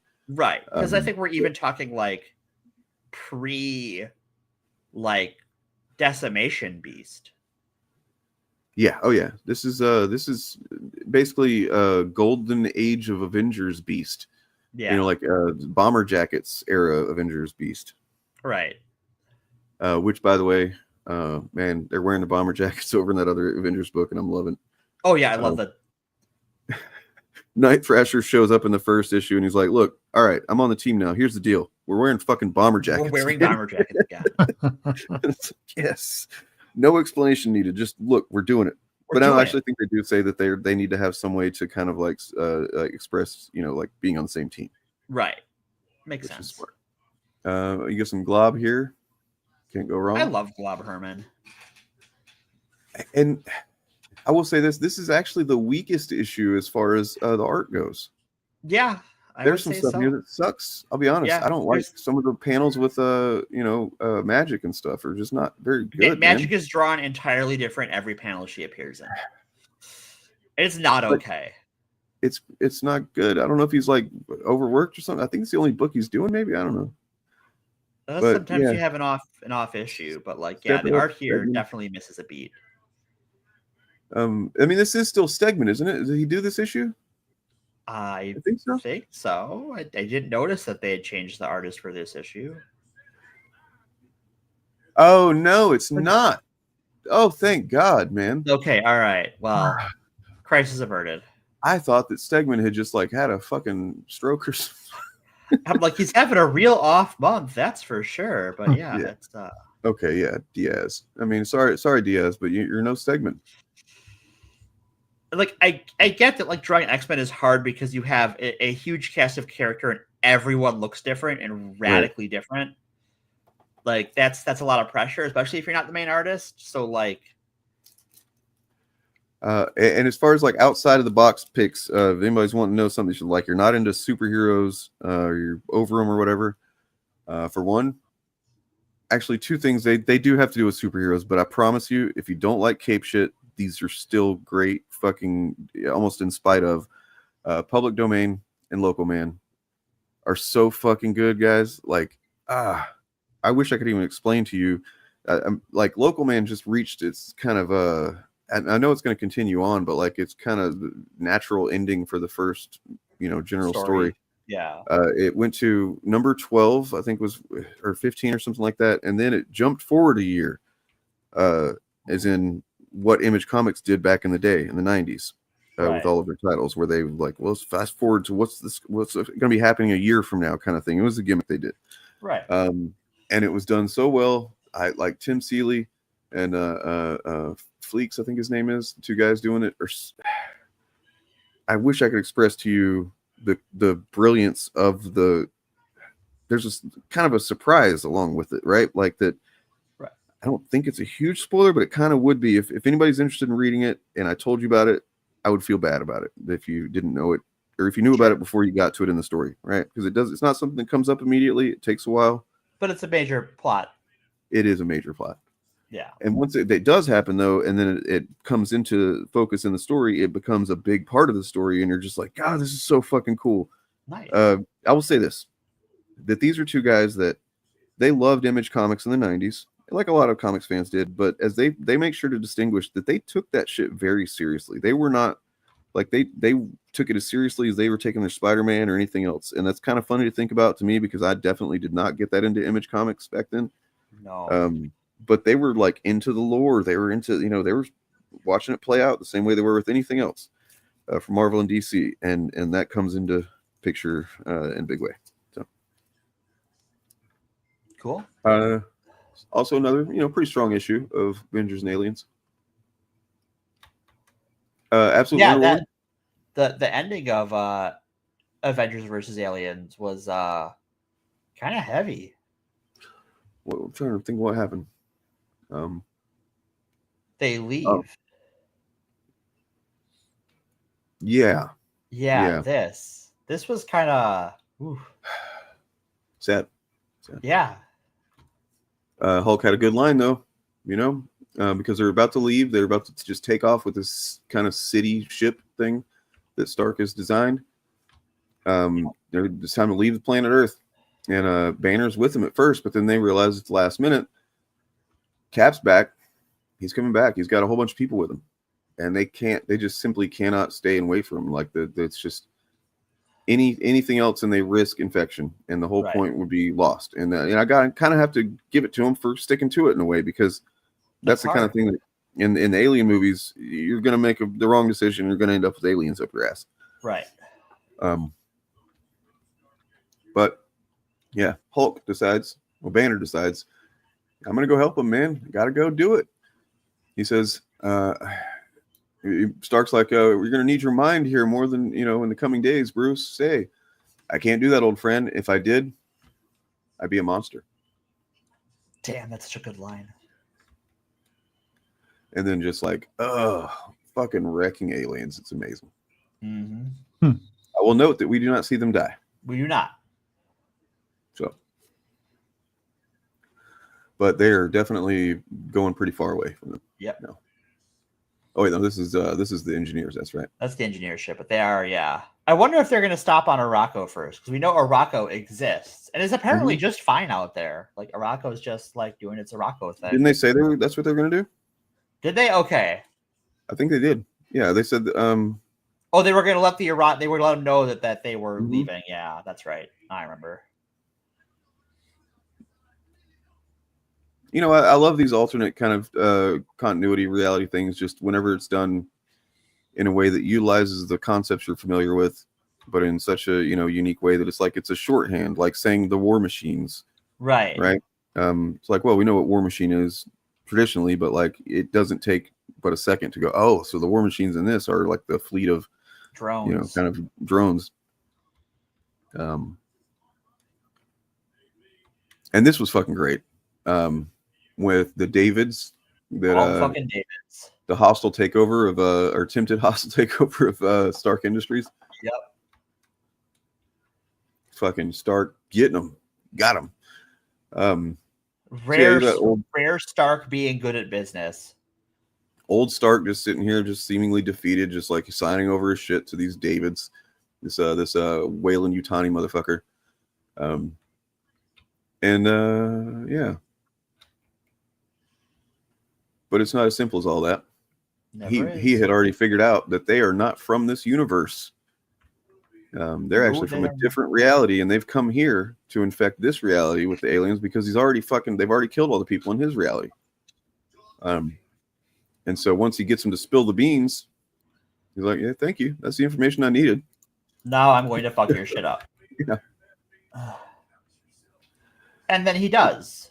Mm-hmm. And yeah, he's still sad, man. Yeah. Also, Old Man Miles looks cool. I'm sorry that I didn't like the face hugger Venom symbiote suit at first, but it's kind of growing on me. Mm-hmm. I mean, and he kind of has a weird relationship with it, which I imagine is going to come into play later. I imagine it will. I guess the one thing I would say, it's not really a complaint, I suppose. It's just a different vibe. It's kind of a bummer book in general. It's not a fun book. It's a good book, but it's not fun. It's just like there's no fucking. I mean, like basically that Stark moment is like the only, and then the Hulk thing, which happens in the context of something pretty tragic, is the only like hell yeah kind of moment. But yeah, it's a hell yeah moment in he's going out. And, they're all old and shit. And they all look really fucking old. I mean, yeah, this is kind of partly the artist too, but like, yeah, they're old. Old Carol. Not even hot Carol anymore. Well, I imagine there's a certain segment of people who would say she was never hot, but they're wrong. I mean, how can you say that? Because you're committed to being Brie wrong. Larson. Because you're a clown on the internet. Brie Larson. Wolverine Revenge just it got to a surprising point. Yeah. We're 3 issues in. There's 2 more issues, and spoiler, he kind of seems to already gotten his revenge. So now I'm kind of like, what's going to happen now? More revenge. Well, yeah. Oh, fuck. Guys, if you have not read Sex Criminals, I have not. Shit. It is so fucking funny and good. It's Chip Zdarsky, Matt Fraction, and it is about a woman who can stop time when she has an orgasm. Whenever she comes, time stops, and she kind of like, then she meets this dude that can do the same thing. Then they start robbing banks. So they have to, they're banging and they're coming and then they're robbing banks. And that's, pretty awesome. Oh, this issue, by the way, Uncanny X-Men, fucking excellent. Oh, yeah. And that's what we're going to go out on. I'm going to do a Bub moment here. Do a Bub Great thing. moments in bubbery. So they find Bub after we get a little backstory on who Sarah Gaunt is. Bub's not in good shape.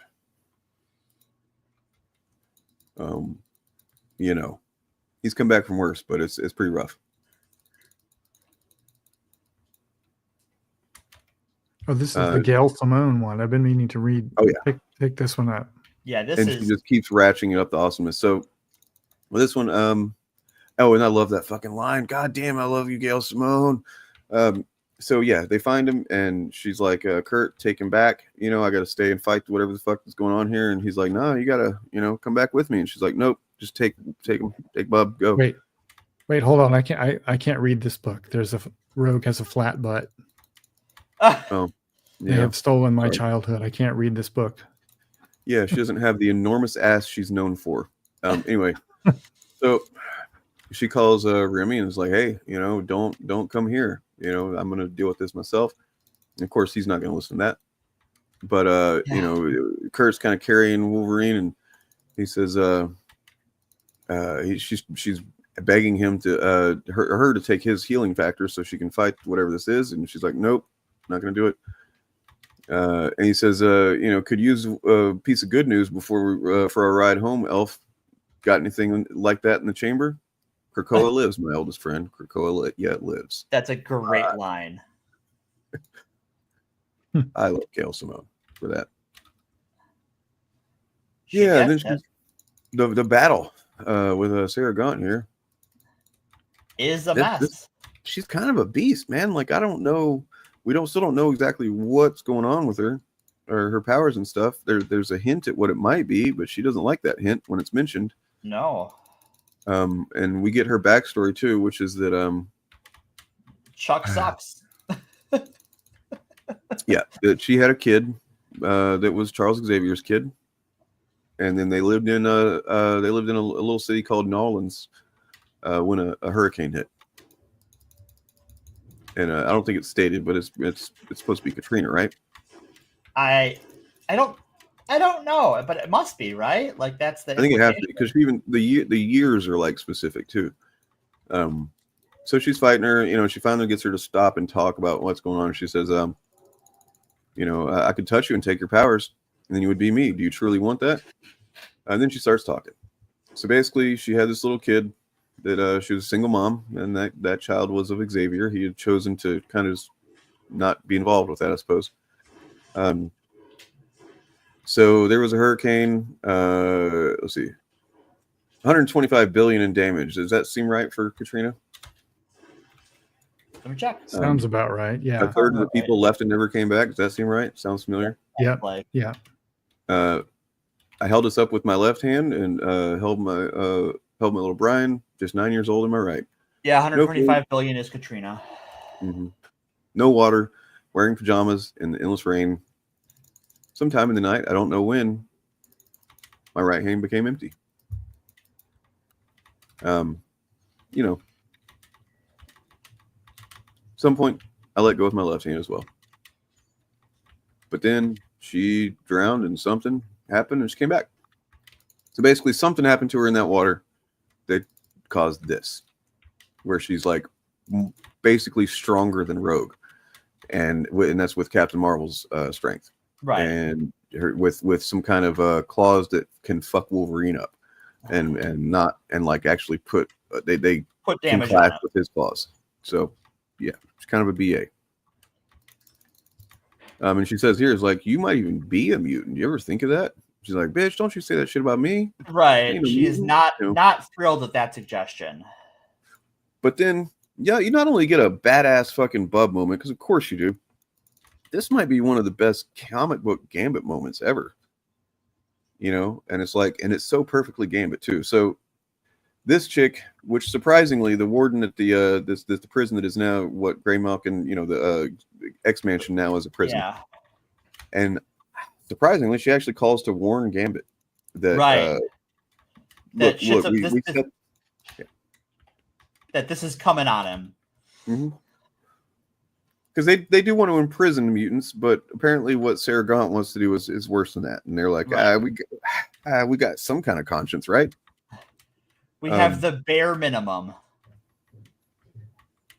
So it puts him in a position where like he was about to leave before he got the call.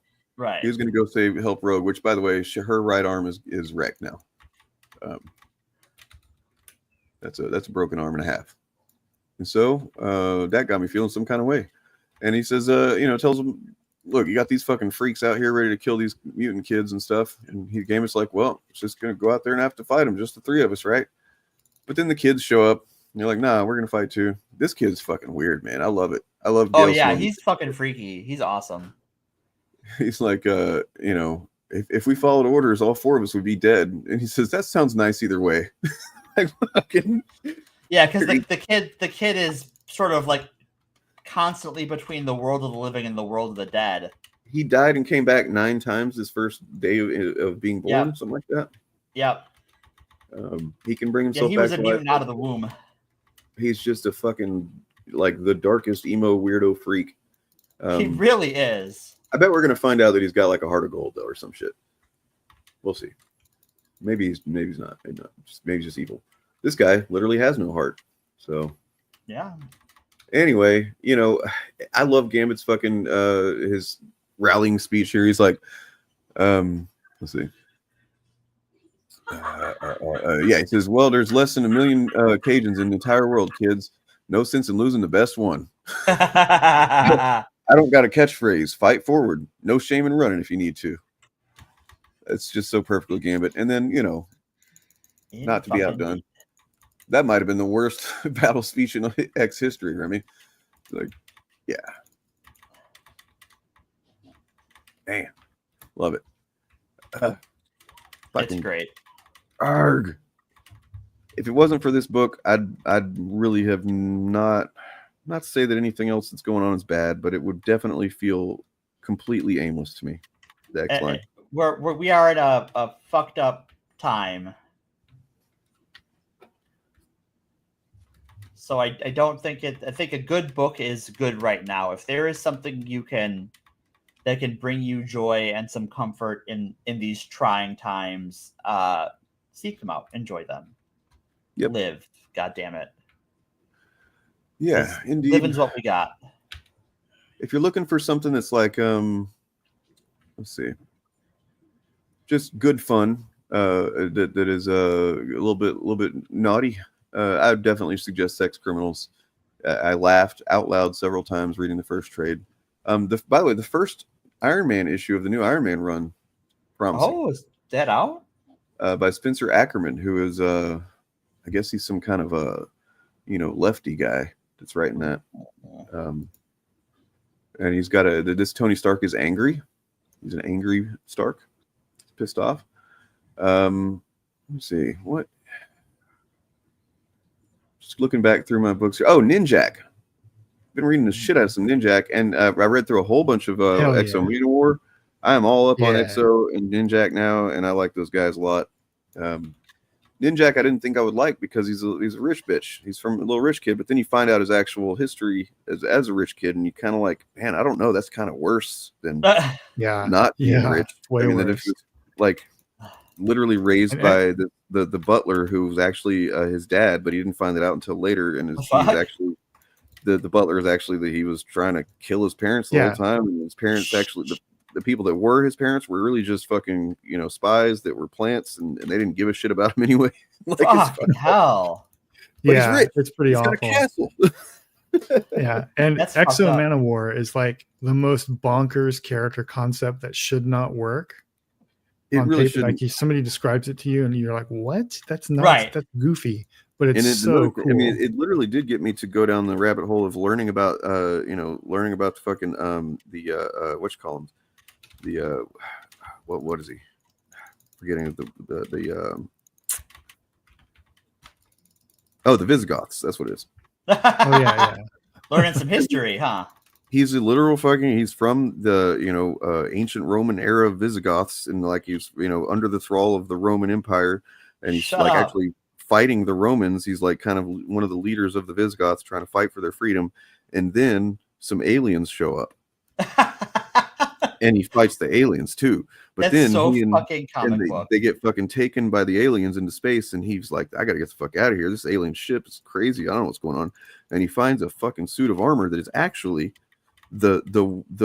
essentially the deity of this alien race called Divine. They worship this armor, and like none of them have been worthy of using it. They're all just basically begging it to be worthy. And then he uses it to escape them, and then he becomes Exo-Manowar. And he fucking on his way back to Earth, basically due to time dilation or whatever, he fast forward a few 16 centuries or something like that. Sure, yeah. Basically. And in the most recent run that I'm reading, definitely the most different. He is working with a guy who's like a billionaire, kind of trying to help him with his public image. Oh, Jesus Christ.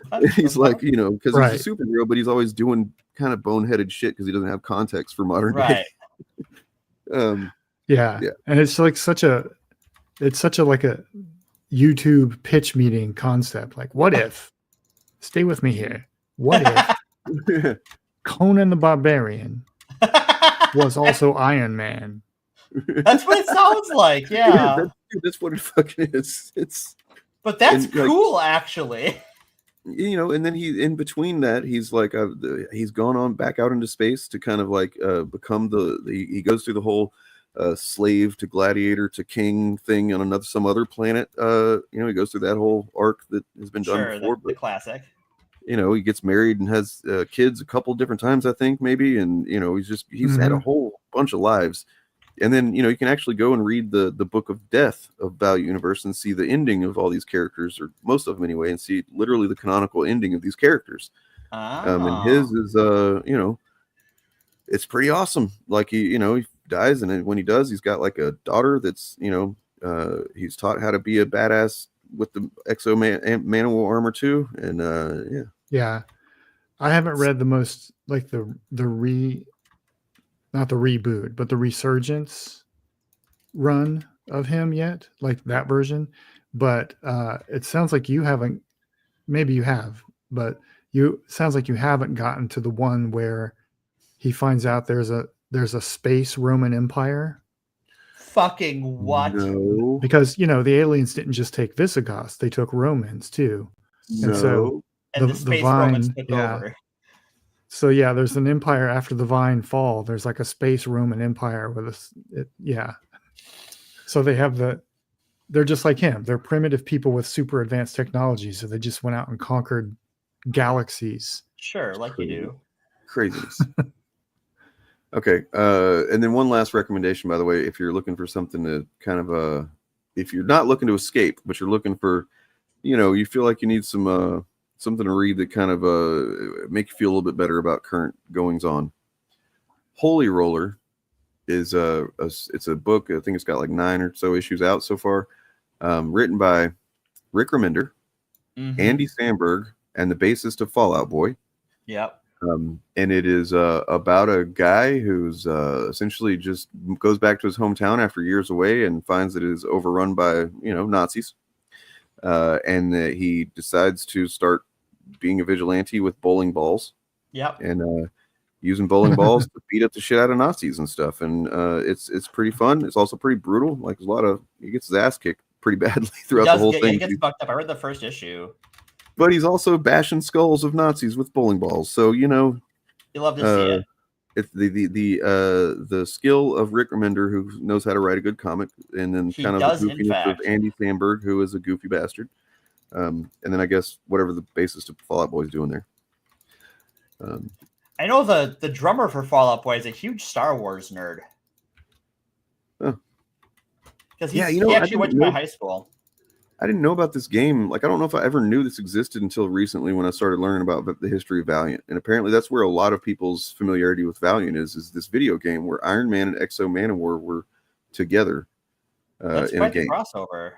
And I kind of want to like look into that. Was it a fun game? Do you think it would be fun to look at now, or would probably not hold up so great? It's got to be what, like a 90s SNES kind of game? I think it has to be. Yeah.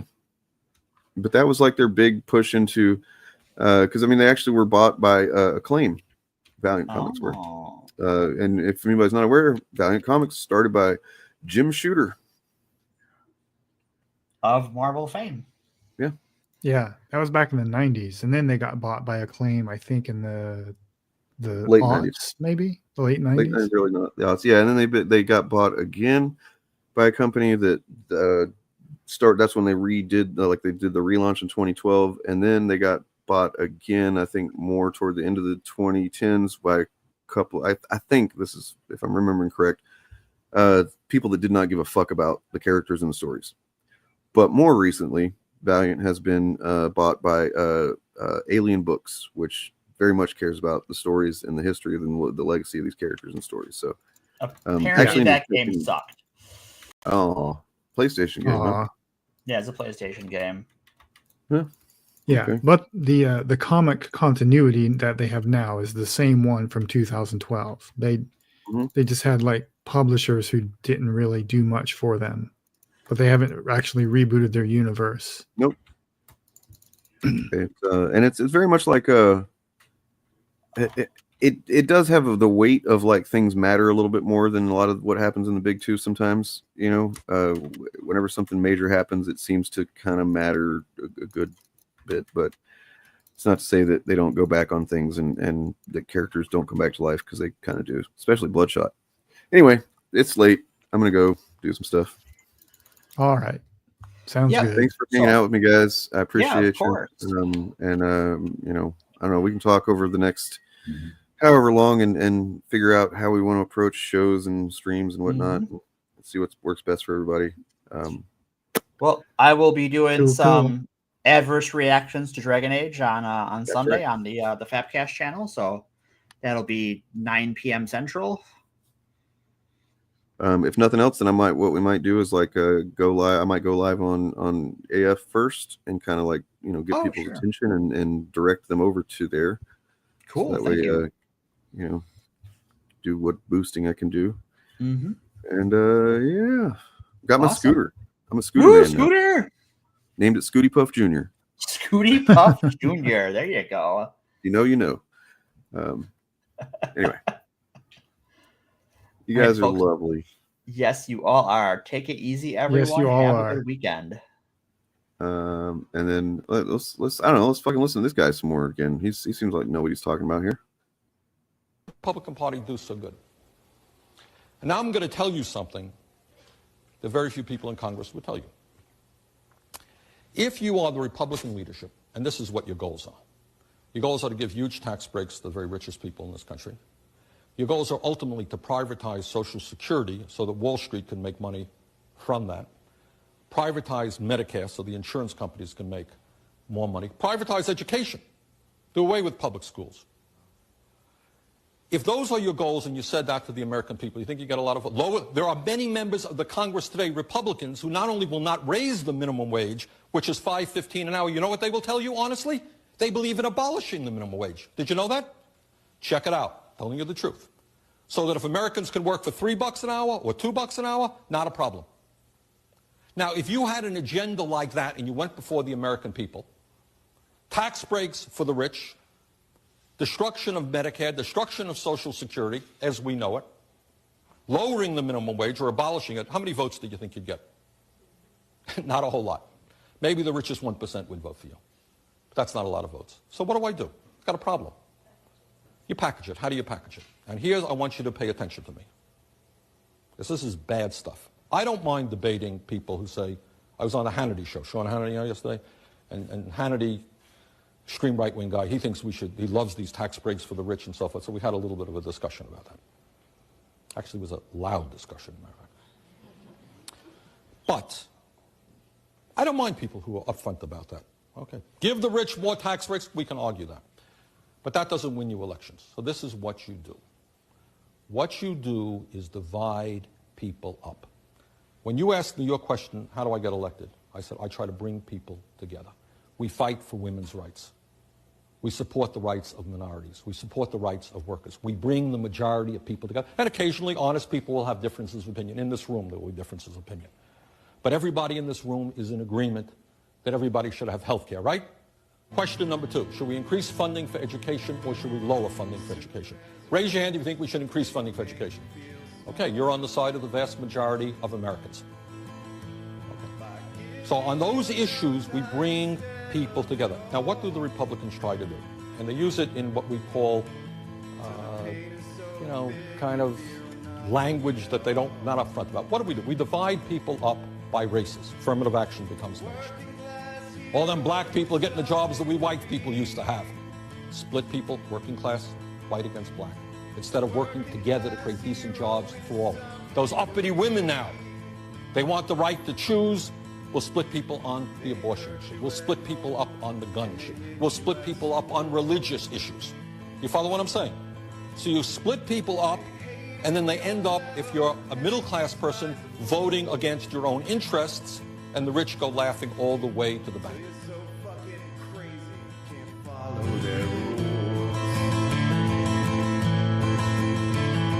Working class hero is something to be. Working class hero is something to be. When they've tortured and scared you for 20-odd years, then they expect you to pick a career. When you can't really function, you're so full of fear.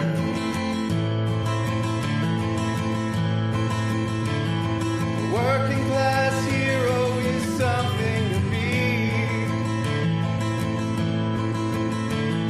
A working class hero is something to be. Thank you. Thank you. Keep you doped with religion and sex and